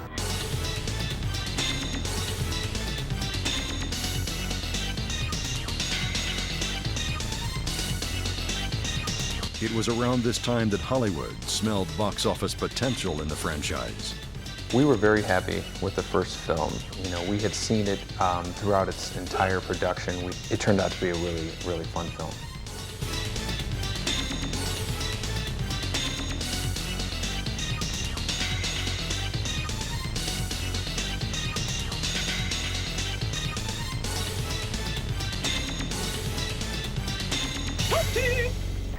It's easy to come up with the ideas, anybody can come up with ideas for games and stuff, but it's to actually convert something from an idea in your head into reality, into something that is a sellable product. That's where the challenge is. Mortal Kombat was unstoppable.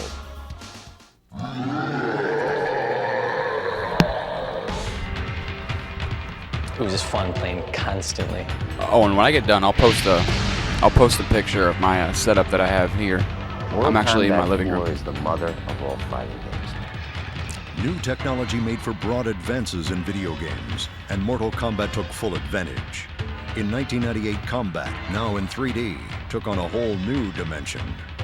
The Mortal Kombat 4 Road Tour is something that's never been done before in the video game world. I remember these big trucks driving around with Mortal Kombat 4. Mortal Kombat 4 had some growing pains. MK4's release was again marked by controversy.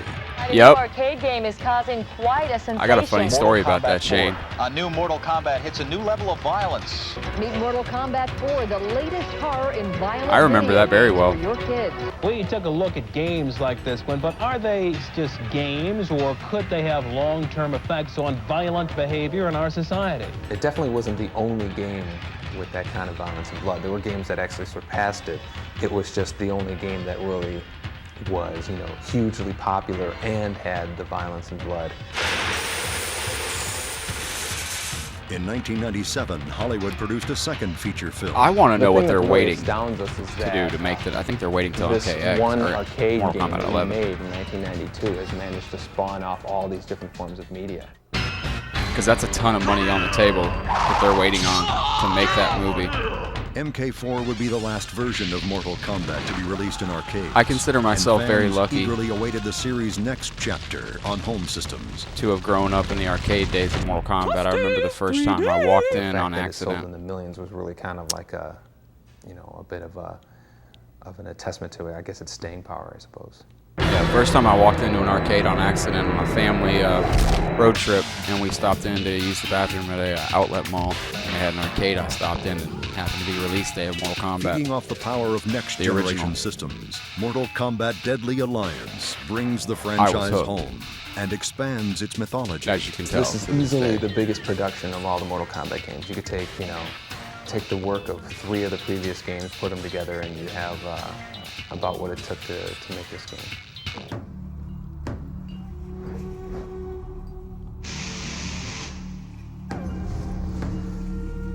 But yeah, the first time I saw Mortal really Kombat, wanted to crazy. make sure the martial arts was authentic in Deadly Alliance.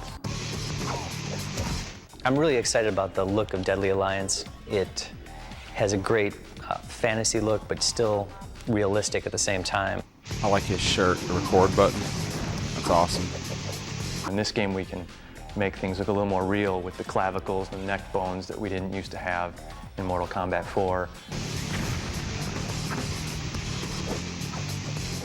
Mortal Kombat Deadly Alliance debuted in Los Angeles at E3 2002, complete with a live show by Adema, performing their original song, Immortal. The future for Mortal Kombat? I guess we'll have to wait and see. Over the last decade, Mortal Kombat has I become love a that at the legend end. in His the little- arena of fighting games that will be here for years to come. Ooh. It's odd. It doesn't seem like it was 2 years in between Deadly Alliance. You know the newest Mortal Kombat Tyrant? I never got a real good chance to play it very much. When it first came out, and I was really behind. When I finally got online with it, I was like, I didn't play online until like 2016. And I was kind of hoping whoever I picked would show me the playthrough, or show me the arcade ending. Alright, but this will be it. This is going to be my last match. I just want to show a quick last match with Moloch. And,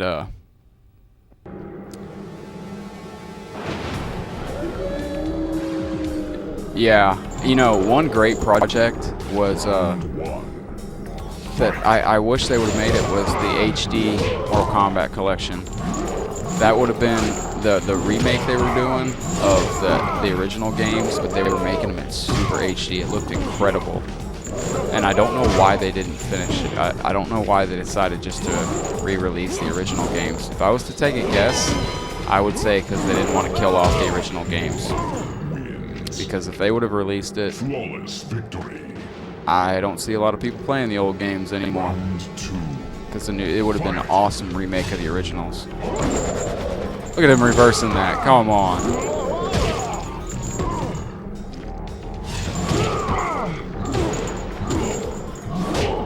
See, Moloch will just, that's his forward X button, back X, forward circle,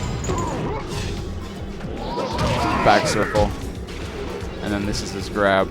Oh, don't grab him after the match is over.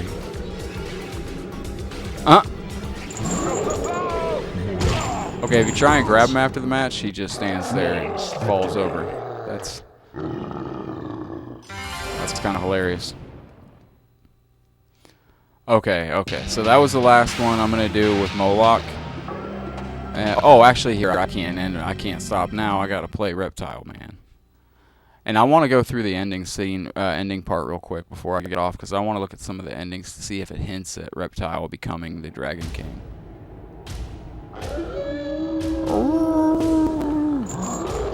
See, I missed the 3D Fight.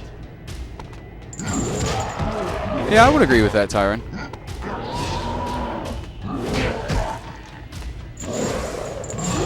See, it's weird hearing about MK11. I haven't heard anything about all the supposed leaked roster. I haven't seen anything about Sub-Zero, Scorpion, or Raiden, which makes me think that those three are going to be crucial in the story mode of Mortal Kombat 11. I think Raiden is going to be the big bad boss. He will be the final boss. Flawless victory. Round Oh man, the falling cliffs. I love that. I still love, me and my buddies have been playing. I know you've seen it, Tyron. I hope I'm saying that right. But yeah, I know you've seen it, me playing Deception Armageddon online. I just had my first Deception matches online in over a year, a couple days ago. It was awesome. Oh, I like the noise Reptile makes when you drop on its head. Oh, that's even better. Oh no. Oh, look at him. Come on, fall over, man. Man, he falls over super dramatic. That's almost better than a fatality. Flawless victory. Good for Moloch, man. I liked being able to walk around and like just explore. I really missed the stage interaction. I thought the stage interaction on the 3D games was really cool. How you could, just like the Deception was off the chain with some of it. Like there was some stages on Deception that had 3 death traps. I can't remember the name of it, but that was cool. And it had stage transitions and all that stuff. Get it off me. Oh, it's everybody's favorite character, Su Hao. It's amazing when you go back and you look at interviews with some of the people from the MK team, and they talk about when they made this game, and it's almost universal. Nobody liked Su Hao. Everybody, and they even went so far as to say they'd never put him in another Mortal Kombat ever again. The only reason they did was Armageddon. They were bringing back everybody. And I just never understood why. Oh, I hate doing that. That is up and circle. I think that's his power-up move. But, wins. Flawless victory. This is another stage I wish they would have had in Deception. Fight.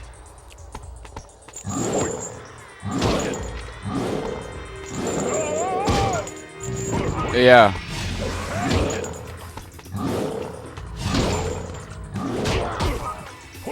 See, and like, as far as, oh my goodness, as far as walking around, that's why I liked Mortal Kombat vs. DC Universe a lot. Going back and playing it, the gameplay, like, the stages were cool. It was beautiful looking game. It was absolutely a beautiful looking game. It had kind of the play style of, I like doing this now when I play with him.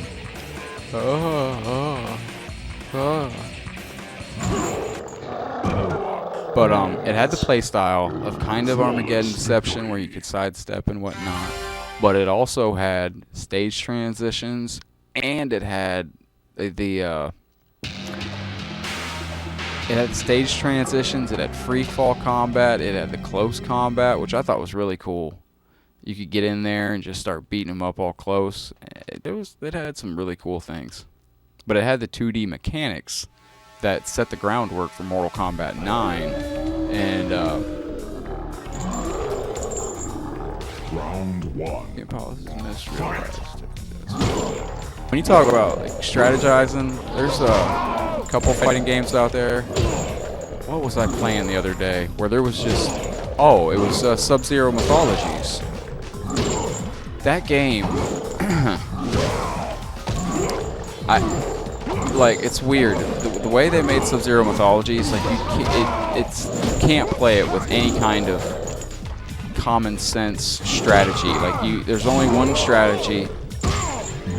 When you fight the bosses, there's only one way to beat the boss, and unless you know that one specific way to beat the boss, you're screwed. Round 2. Fight. Oh yeah, the sidestep attack from Scorpion, that's the one move I liked of his that he had. Am I immune to that acid? Oh, how about that? Get off me, get off me, get off me. Get off me.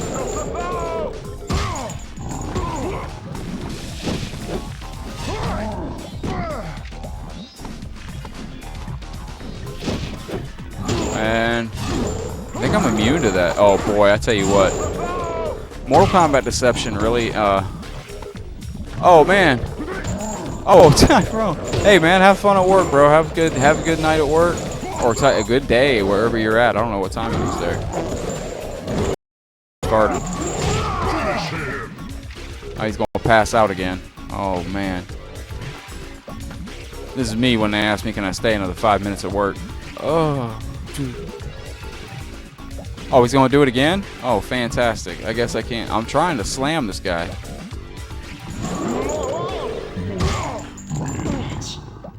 Flawless victory.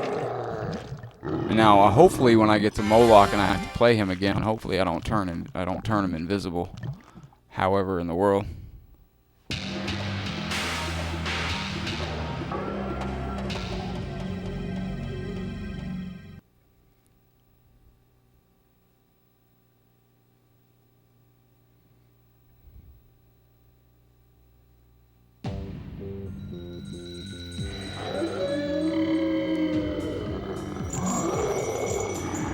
Round one.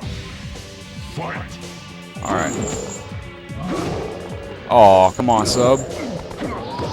Now, I did not understand this room. Now, the reason I say that, why was Quan Chi or Shinnok's amulet on the back of the wall? Like, it's a big representation of his amulet. Come on. And, oh, not the power up again. Okay. Oh, and it turned him invisible. Wonderful. My favorite thing.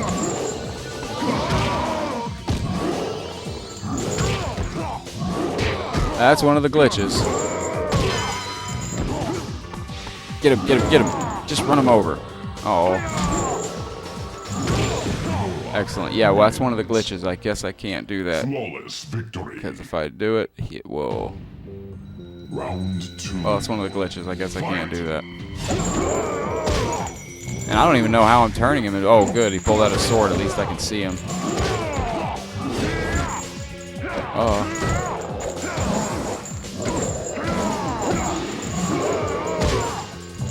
It's a good thing I got this on nah,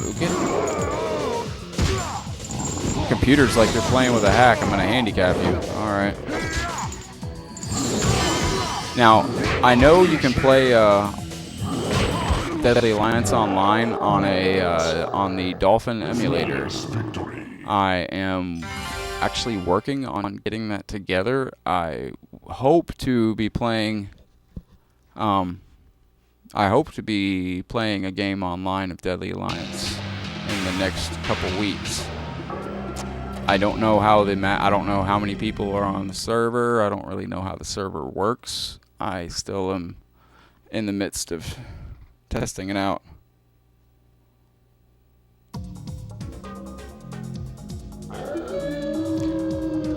But if I can find, if there's enough people, you know, that I can find a match, then, you know, definitely, I'll be definitely into, oh, come on. That's the move right there that'll glitch and cause me to go invisible if I miss. Ooh. And forward X is his rush.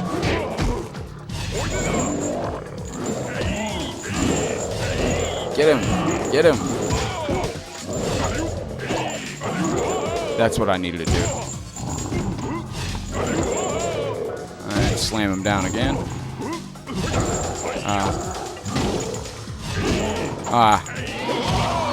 Oh, that was nice. Flawless victory. Round two. And actually, there we go. Now I'm on a roll. Get away from me with that power up crap.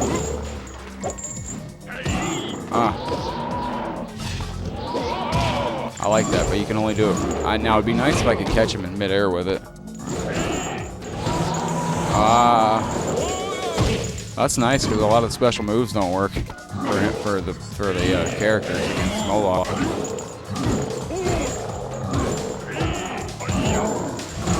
Oh no.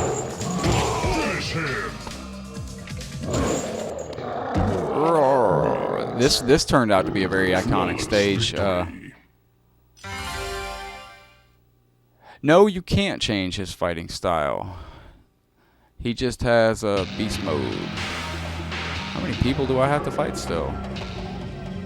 You know, I thought it was a pretty ballsy thing of them to actually kill off Liu Kang right at the beginning of the game.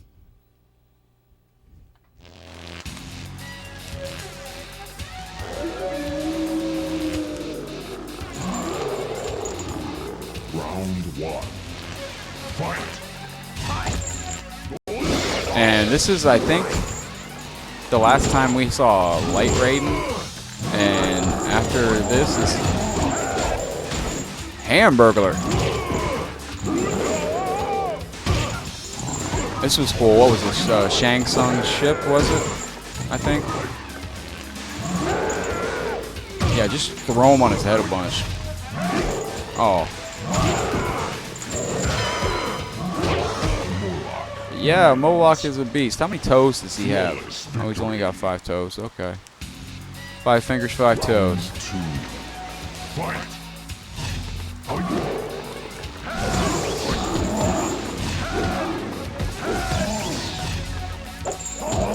Oh, get off me. Get off me.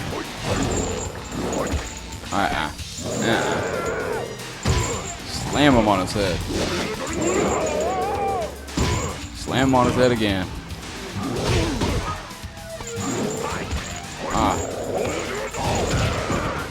Jump back. Bro, nope, missed him. Oh, wait. Can I do that as a combo? Get off me. Get off me. Get away from me.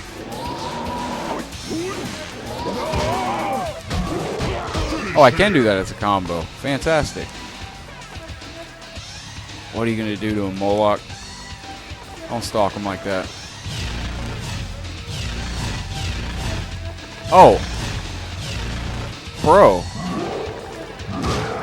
Bro, Jonathan, I can change fighting styles with him, dude. I am so sorry. Should do gameplay with an Onaga and Deception. Jonathan, I hadn't even thought of that, man. Great idea. I'm doing that tomorrow. Tomorrow, I will do the Deception Onaga playthrough. But yeah, Jonathan, I can change fighting styles with him. I did not know his other fighting. Wow. Mind blown. I heard the noise when he changed fighting stance. Yeah. Round 1. Fight! Okay, this is his ball stance. Whoa.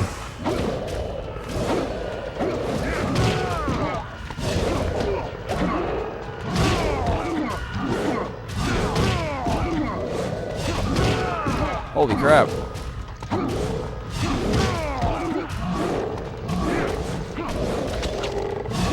Oh, he sucks in this stance. Oh, no, he does not really.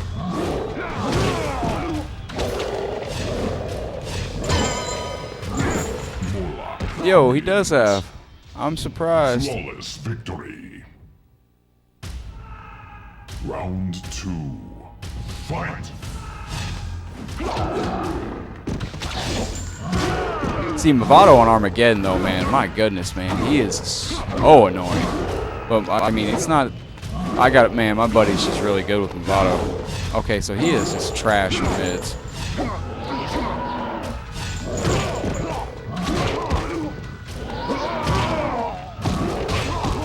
I like that combo.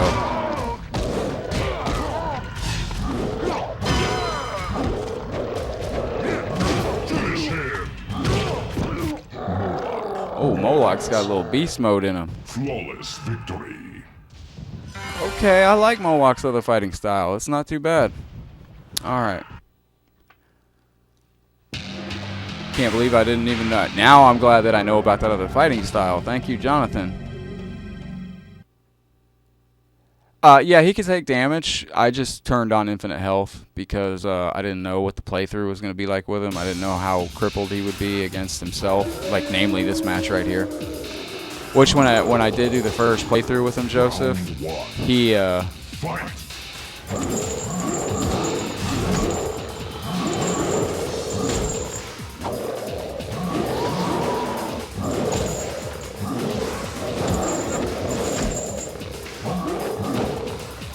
excellent. Yeah, that low poke is too fast for him.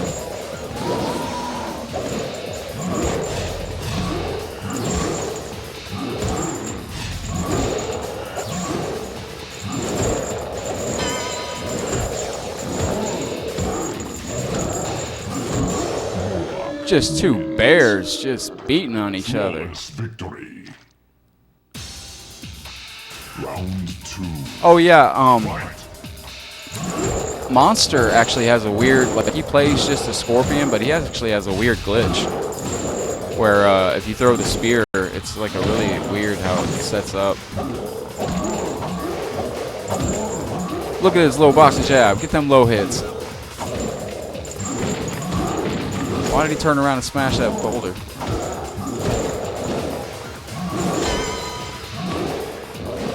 Look, he's got that high mid kick that doesn't connect. Yeah, he's a beast, Graham. Wins. Just took out his... Flawless victory.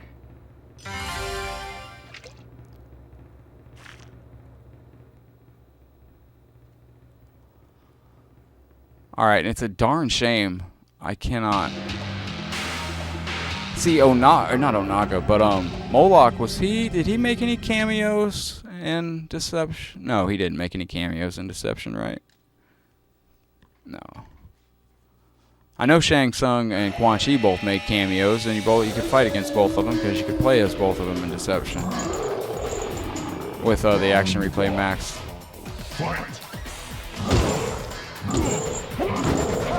Oh, you gonna reverse it? Whatever. Come on, get some.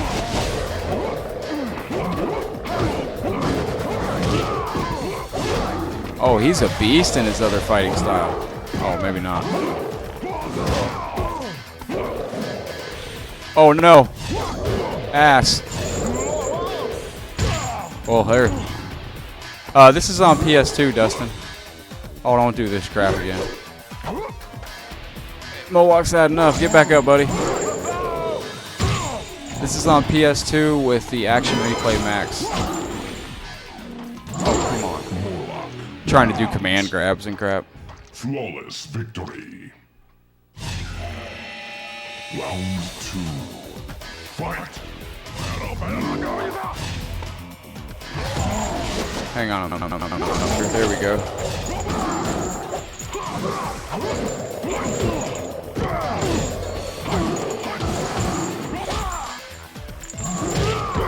Excellent.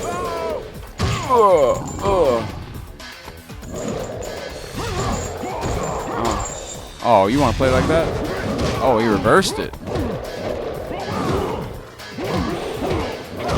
Look at Moloch with these quick jabs and just going to town on him.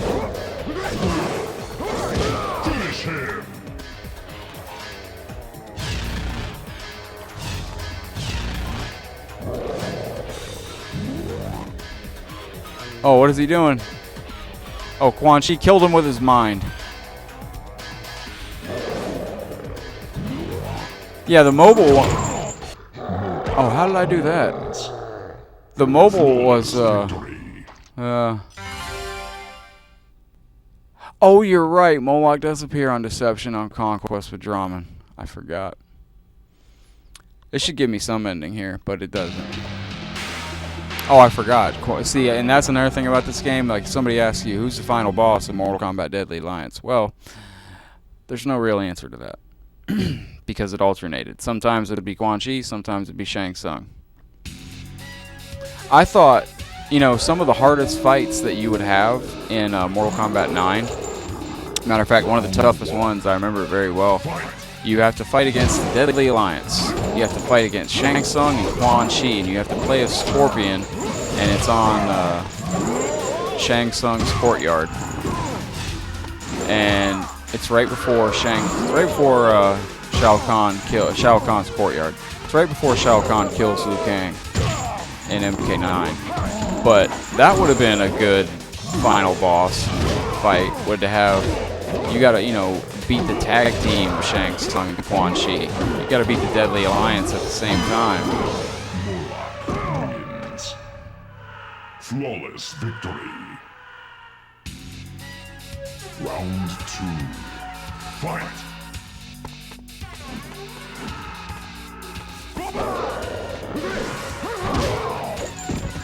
Oh, it freezes sometimes, and I don't know which fighting style I like better. His quick jab. Whoa! This guy turns into a ninja. Moloch's been doing some cardio.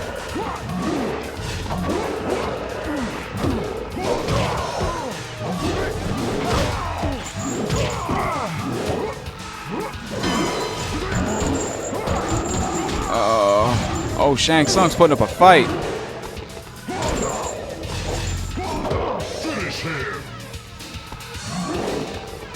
Oh no.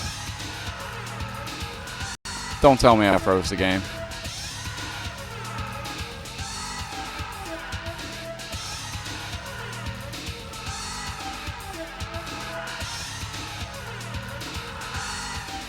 Excellent. Alright, well, I think I froze the game. Looks like it.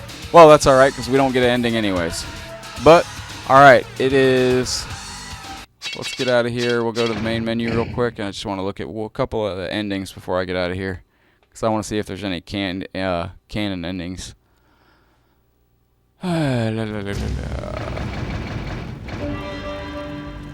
Let's see what we got in here.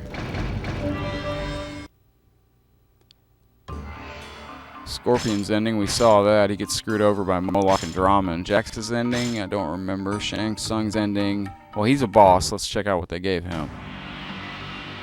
The Deadly Alliance was successful in reviving the mummified remains of the Dragon King's undefeatable army. Shang Tsung, however, began to realize that his relevance in the partnership had evaporated once his talents for soul transplantation were no longer needed. The balance of power within the Deadly Alliance had seemingly been undone. Fearing betrayal, he secretly instructed Kano to steal Quan Chi's amulet in an attempt to gain control of the army. Since part of the soul transfer spell included the command to obey he who possesses the amulet, the army would obey only Shang Tsung and not Quan Chi once the amulet was in his possession. Amulet in hand, Shang Tsung revealed his betrayal to Quan Chi and commanded the army to destroy the sorcerer. Hell yeah. Shang Tsung would succeed where others had failed.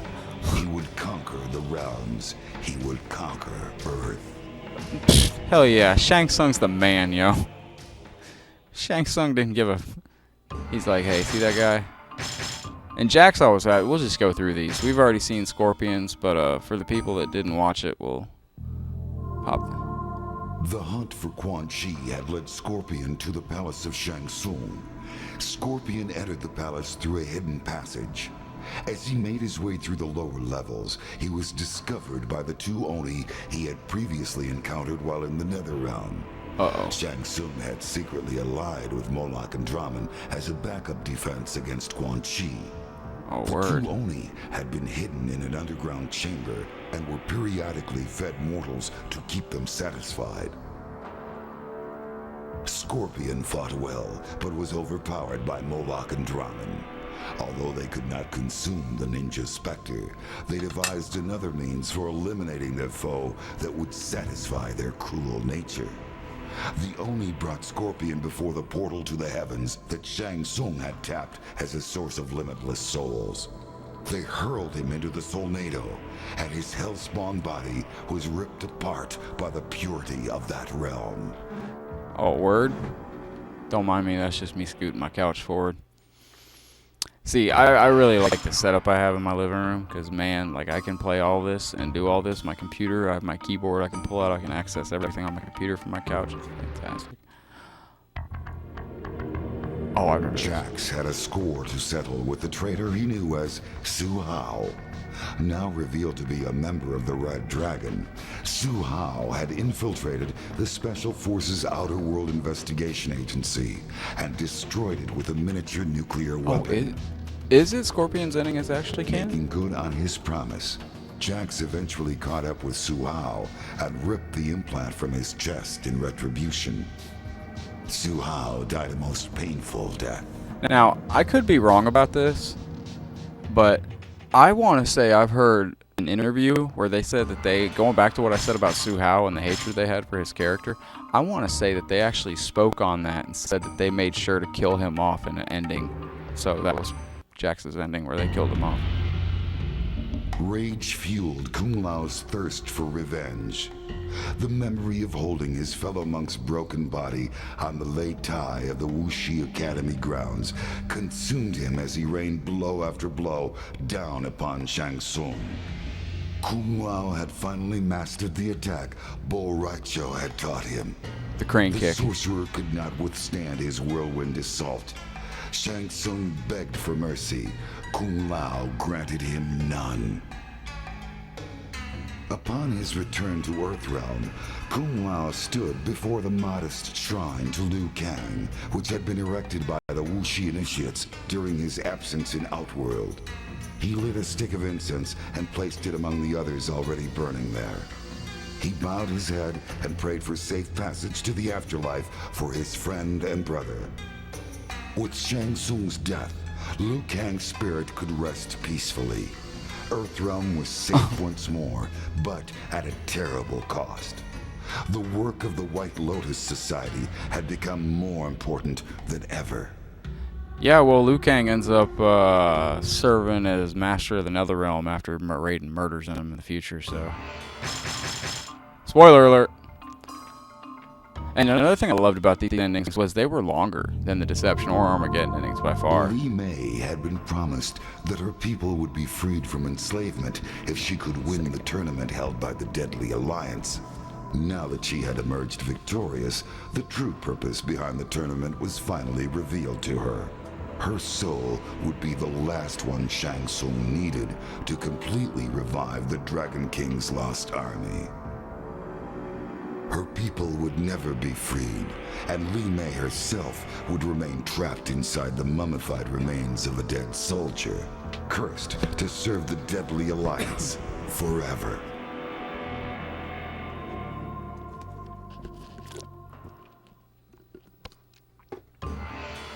Seems like they just put more work into these endings.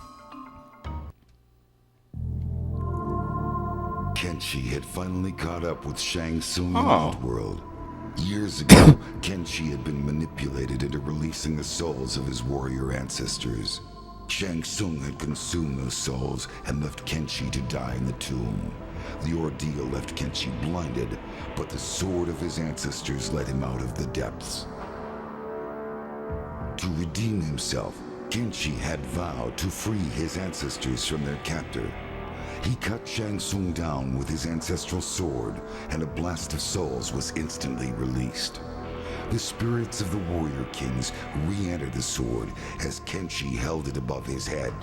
His duty fulfilled, he could now return to Earthrealm.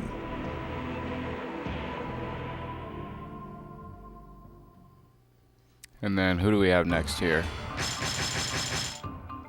Okay, Cyrax. This is one of the endings where we're starting to get into well, you'll see. Dragon King, Dragon Egg, some nonsense. The enormous heat and pressure of the lava burned out Cyrax's sensors almost immediately. He cast about blindly in the infernal pit, searching for the orb Nitara had sent him to locate. Cyrax found it resting upon a small submerged pedestal beneath the molten depths. As soon as he clambered to the surface, she demanded he hand over the orb. Nitara had promised to return Cyrax to Earthrealm once the orb had been retrieved. Taking her necklace in hand, she uttered a mystical incantation. A swirling portal opened around Cyrax had he only had time for a solemn bow before he was swept into the gateway. And I don't know why, but I had some weird recollection memory where I thought that's where Cyrax had been transported back to where he ended up in the desert in Ultimate Mortal Kombat 3, but obviously that was in the past timeline, so... Su Hao reported to his superior, Movado, and informed him of his success in destroying the Special Forces Outer World Investigation Agency. Movado then informed Su Hao of his next objective. It seemed that Quan Chi was proving to be a powerful ally and was willing to aid the Red Dragon in its quest for domination of Earth. In a show of good faith, Movado agreed to destroy Quan Chi's enemies. The sorcerer suspected betrayal from Shang Tsung. There was evidence that Shang Tsung had allied with the two Oni, known as Moloch and Ramen. He did. Su Hao's new orders were to eliminate the sorcerer Shang Tsung before the Oni eliminated Quan Chi.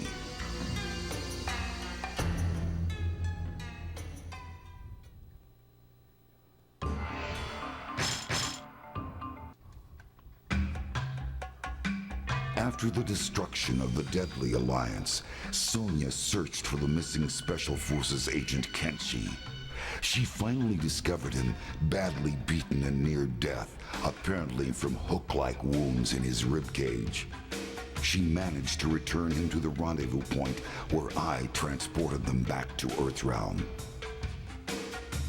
Upon her return, Sonya was promoted to general and given a choice of command.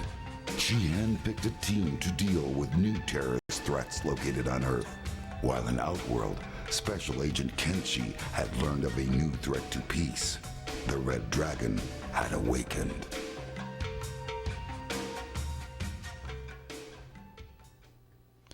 Alright. Oh, Raiden. Is it like the only time Raiden has anything good happening is when it's his ending. That's when, like, you know, he always gets some... Any time other than that, he's always some bad stuff. Once again, the threat to Earthrealm has been vanquished. The Deadly Alliance is no more. What dangers lie in the future, I can no longer foresee. Perhaps the Dragon King will in fact return. Perhaps the depths of the Netherrealm will spew forth a legion of Oni. Even the I was taking a picture of that. Pose a threat to peace now that Outworld is in chaos. But one thing is certain: Earthrealm must. That looks like the crap he has to. That looks like the crap he has on his face in Injustice. My status as Elder God to aid these mortals and act defiant of the heavens. I will instead remain here on Earth as God of Thunder. I'm just looking at the picture I took on. Hey, what's up, Spidey Miss? Welcome back, man. And but seriously, Raiden, every game, you know, looking back, he's always the one that's like, everything's falling apart, and everybody's like, everything's fine, Raiden. What are you talking about? And it's always him. But looking back at his ending right there, he's got the same junk on his face that he has in Injustice. As they traveled back to the portal that would return them to Earthrealm, Sub-Zero revealed to Frost that she had been an integral part in the destruction of the Deadly Alliance, and that he was proud to have her as a member of the Lin Kuei clan. But unknown to Sub-Zero, Frost's true intention for joining the Lin Kuei was to become Grandmaster herself. She used her Ice Blast to temporarily immobilize him and rip the Dragon Medallion from his chest. As she held the medallion, she felt power surge through her body. Lacking the strength and discipline required to control the medallion's immense power, she was consumed by her own freezing ability. Tripping out, man. Look at her face. Oh, she's completely overwhelmed with yeah, Jonathan, Spidey Miss is a good dude. Who is this? Quan Chi ending. Okay, this is the other boss. Let's see what they gave him. Yeah. The Deadly Alliance was successful in reviving the mummified remains of the Dragon King's undefeatable army. Right. It would appear that nothing could stand in the way of Shang Tsung and Quan Chi as they began their domination of the realms. Unfortunately for Shang Tsung, however, Quan Chi had no further need for the partnership. Once Shang Tsung had finally revived the last of the mummified warriors, Quan Chi closed the portal to the heavens and effectively shut off Shang Tsung's endless supply of souls. Quan Chi then instructed Kano to assassinate Shang Tsung in a surprise weapon attack. With their captor cut wide open, the thousands of souls Shang Tsung had consumed in the past spewed forth and swirled around the room. Quan Chi came to the realization that if Kano could so easily turn on Shang Tsung, he could also turn on Quan Chi himself. Quan Chi used his sorcery to drain the life from Kano and left his body where it fell. Immediately, one of the lingering souls shot into Kano's body. To Quan Chi's surprise, the man standing before him was no longer the Black Dragon thug known as Kano. Kano's body now contained the soul of the Shaolin monk, Liu Kang. I forgot that ending. I totally forgot. That, yeah.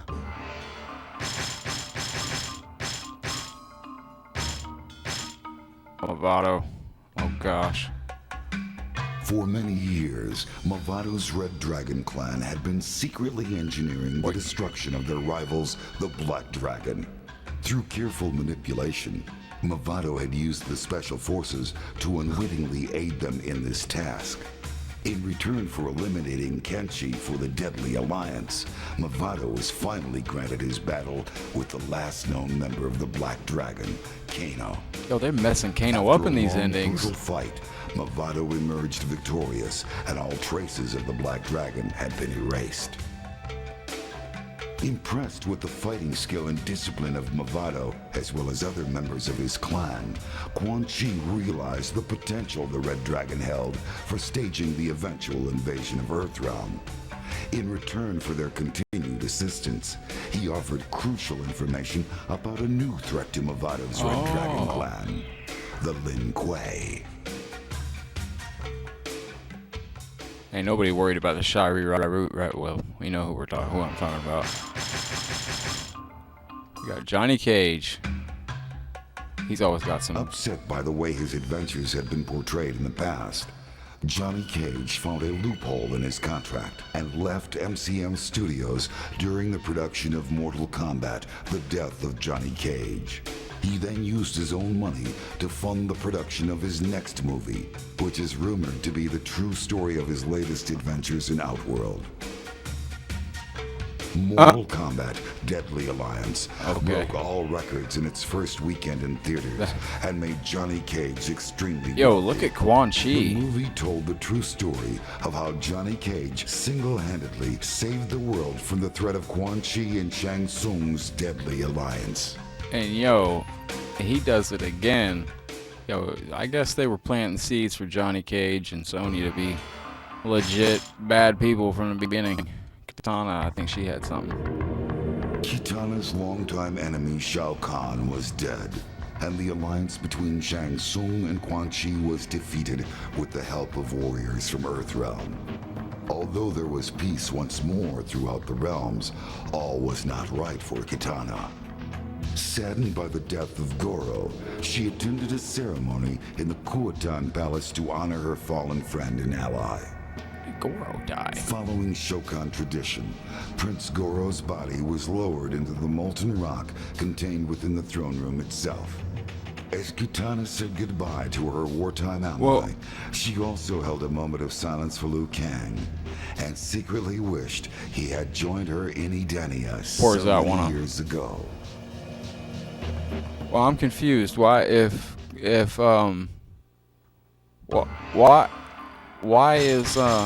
Goro brought back in Deception, and in later games, if he was, I know why he was brought back in Armageddon, but why was he brought back? Now, this is what I wanted to see. Does this hint at him becoming the Dragon King? A stench that filled the chamber. Reptile could smell that Nitara and Cyrax had been there recently. There was no sign of them now, except for some scattered glass shards and a residual trace of strong magical energies. His revenge would have to wait. Suddenly, an expectant hush filled the chamber as energy cascaded around what appeared to be a dragon embryo. The tiny dragon stretched, and the egg cracked. A beam of energy ripped out from inside and lanced into Reptile. His world was filled with a roaring power as his squamous body was twisted and transformed. The ancient prophecy had been fulfilled. The Dragon King had returned. See, that's the Dragon King inhibiting. Hey, Spider-Miss, I see you're a fan of Predator, you know, the new Star Wars. I don't know how you feel about this, Spidey-Miss, but I was actually, let's have a little Star Wars conspiracy theory. I'm starting to think that Rey is a, oh, what is his name? Somebody help me in the chat. What was the name? Oh, Palpatine. I think Rey, we're going to find out, is actually Palpatine's bloodline. Because if you listen to the trailer, well, after what seemed like an eternity, Cyrax finally emerged from the lava, holding the orb that had bound Nitara's realm to Outworld for ages. At last, it was within her grasp. She would be able to free her people from Shao Kahn's imprisonment. Fulfilling her end of the bargain, she sent Cyrax back to his Earthrealm home in exchange for the orb. Nitara stared into the orb. It seethed with the power trapped within. She raised it above her head and then smashed it to the floor. It shattered with an inhuman, soul-rending howl. Its horrible energy and I like the music in this game too. And tore her consciousness from her. She awoke later for the first time on her native soil. Tenchi Stealth Assassin. No, I don't have that. I've heard about that. Draman ending. Oh boy. Sent by the sorcerer Shang Tsung, the two Oni known as Draman and Moloch confronted Quan Chi, enraged that he had tried to leave them stranded in the bowels of the Netherrealm. In the battle that ensued, Draman leapt at Quan Chi, and both combatants stumbled into the inner sanctum chamber. Moments later, Draman emerged from the chamber, altered from his previous form.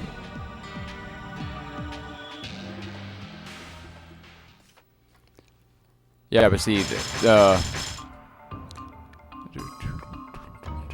see, my thing, you know, Spider-Miss, when you mentioned Jurassic World there, I'll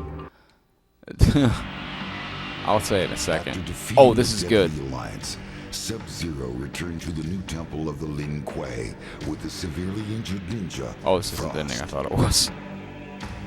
A short time later, I visited the temple to commend him for his victory in Outworld and to express my gratitude for all his assistance. With Sub-Zero now the Grand Master of the Lin Kuei, Earthrealm will be well protected. You know, Sub-Zero ends up being a good dude in the rest of these games. Like, he always ends up, like, coming in to help out, you know. Boraicho's ending, I don't remember any of that. Or they get drunk together. Boraicho looked gruff, but beamed inwardly. With their victory over the Deadly Alliance complete, he and Kung Lao had liberated Outworld from its latest threat. Despite the years that had passed since training his last student, his skills had proven useful once more. He was elated, but it would be inappropriate to express such emotions in front of his newest apprentice. Oh, I thought they were going to get hammered together. Kung Lao invited his master to return with him to Earthrealm to teach more warriors at the Wuxi Academy. I was like, why is he huge? The success of his apprentice gave him renewed confidence in his training skills and, for the first time, a clear purpose in life. It's just the perspective. Boraicho offered only token resistance.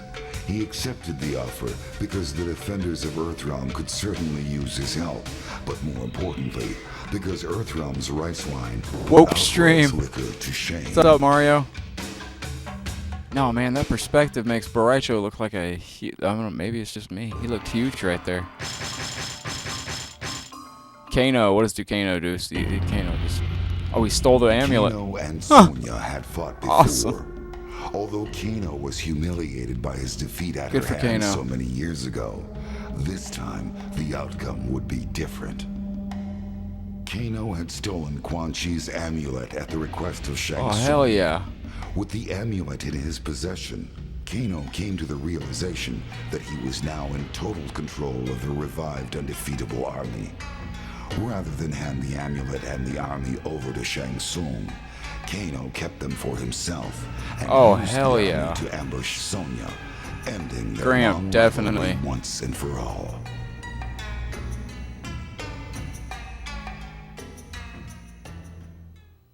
Now, I don't remember Blaze having an ending. He did.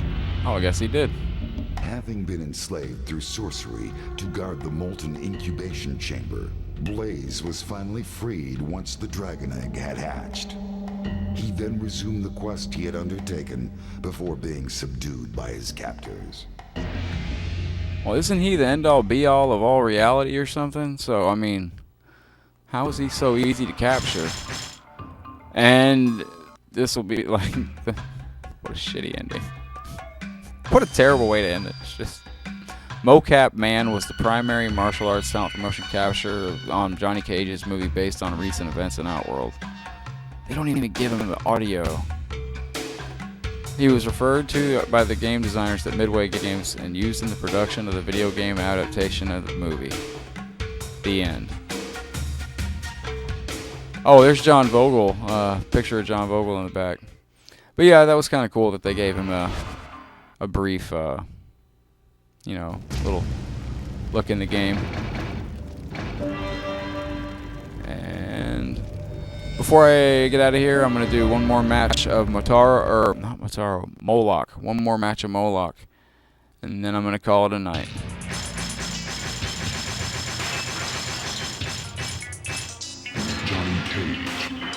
Just do random select because it doesn't matter. It'll give me Moloch, whoever I pick. Oh, cool. We get to fight as Moloch on the Kawatan Palace.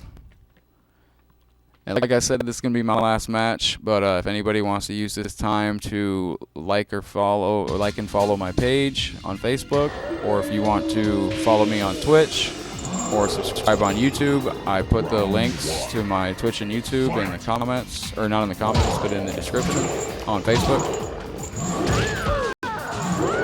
I love that move right there. Oh, we got the Goro statue in the background. So I never got to the bottom of it. Why is Goro dead in this game and then they bring him back in Mortal Kombat Deception on GameCube?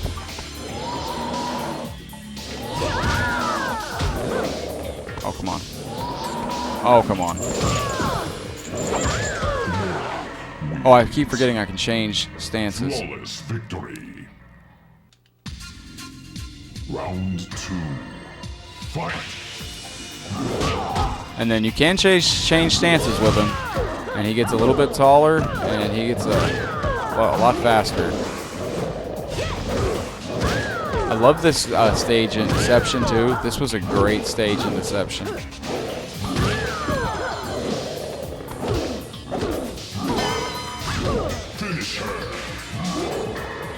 Did he just bow to her? Oh, get out of here. I'm done. That is freaking awesome. Do it again, dude. That's fantastic. I love it. He walks up and does a Miyagi bow. That's awesome. Original Karate Kid reference, 1984. What's up?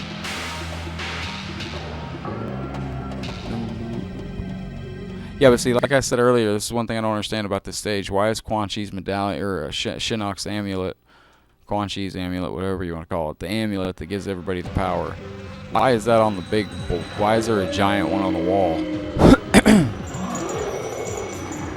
Round 1. Fight.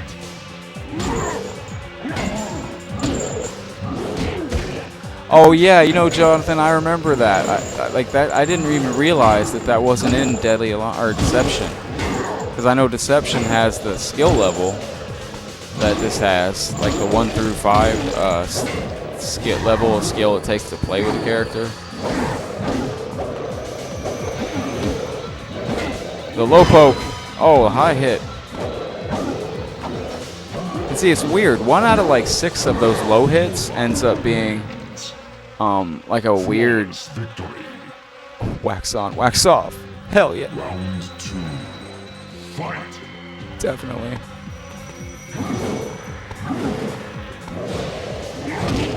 Dude, I was watching the remake of the restart, redo, whatever, the new Karate Kid with Will Smith's son, Jaden Smith.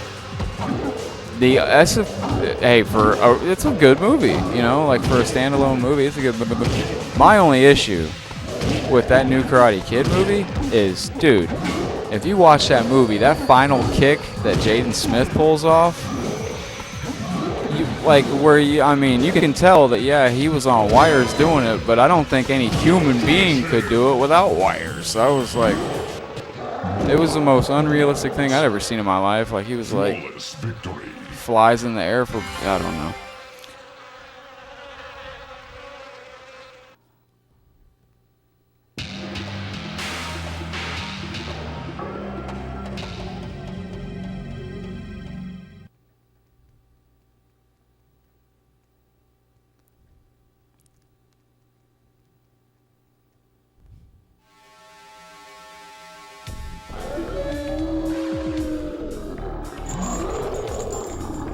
Round 1.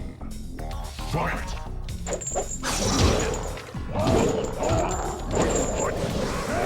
And it's always Kung Lao I get to, and he starts to just beat the crap out of me.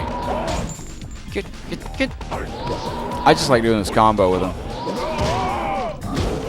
Oh.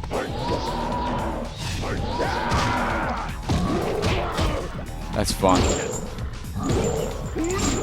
And then I think back swipe. And then change stance.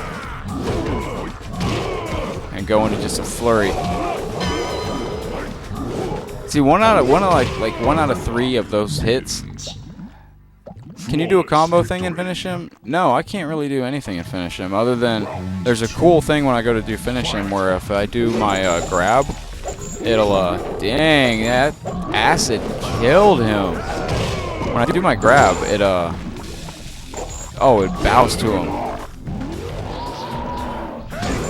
Oh, come on.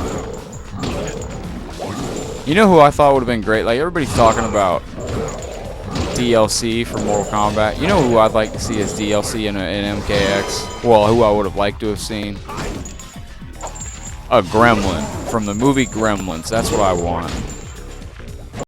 Either that or just give me Gremlins 3.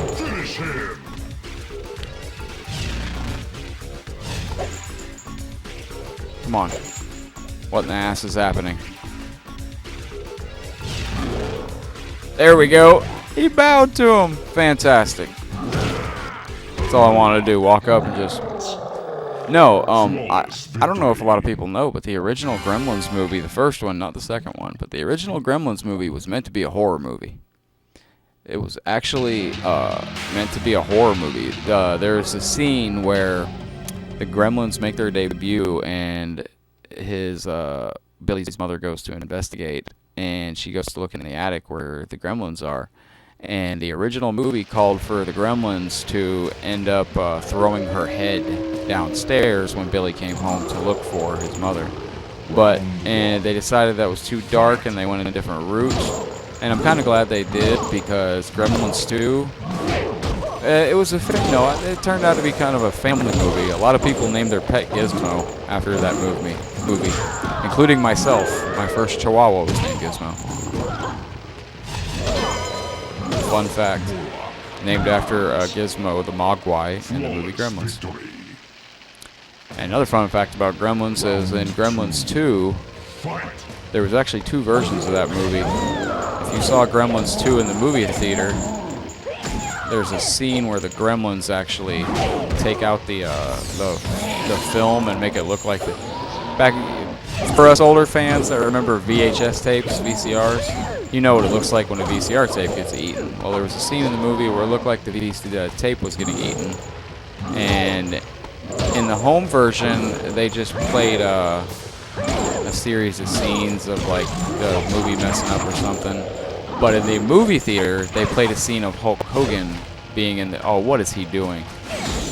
They played a scene of Hulk Hogan being in the theater, getting up and threatening the Gremlins to put the movie back on, which was later put in home releases of the DVD. Oh no, don't fall over. I wanted you to bow to her, you clown. Get back up, nutjob. Yeah. Flawless victory.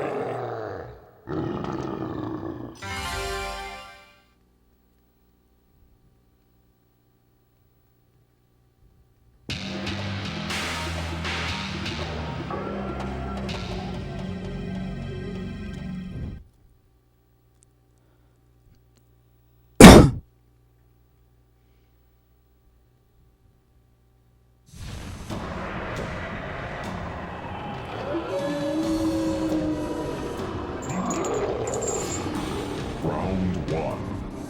Fight. Alright. And see, Jax is, I get Jax. He's one of the Mortal Kombat characters that honestly, I don't really think Jax has ever been in a Mortal Kombat game where he wasn't good. Now, personally, I've never been able to play with him real good because they always had kind of weird moves. Like if I remember right, I think his fireball was like down back, or it was back. It was like a half circle back or a half circle forward and like high kick or low kick or something. And then he had I used to love his gotcha grab, and especially in the 3D games. Yeah, actually, Carlos, I gotta play some MK. I'm gonna be playing MKXL with Richard Moorhead from the page. I need to actually do that tomorrow. Me and him have been planning to play some Mortal Kombat XL for a while, and then everybody can watch me get my butt kicked online live. Stop doing that! I want to live! Oh man, it's getting late.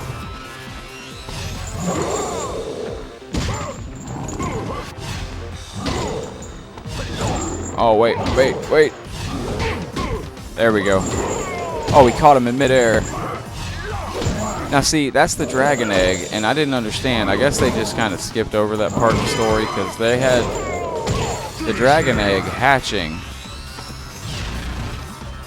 Oh, you clown. Get back up. Get back up. They had the dragon egg that's in the background of the stage hatch at the end of some of this.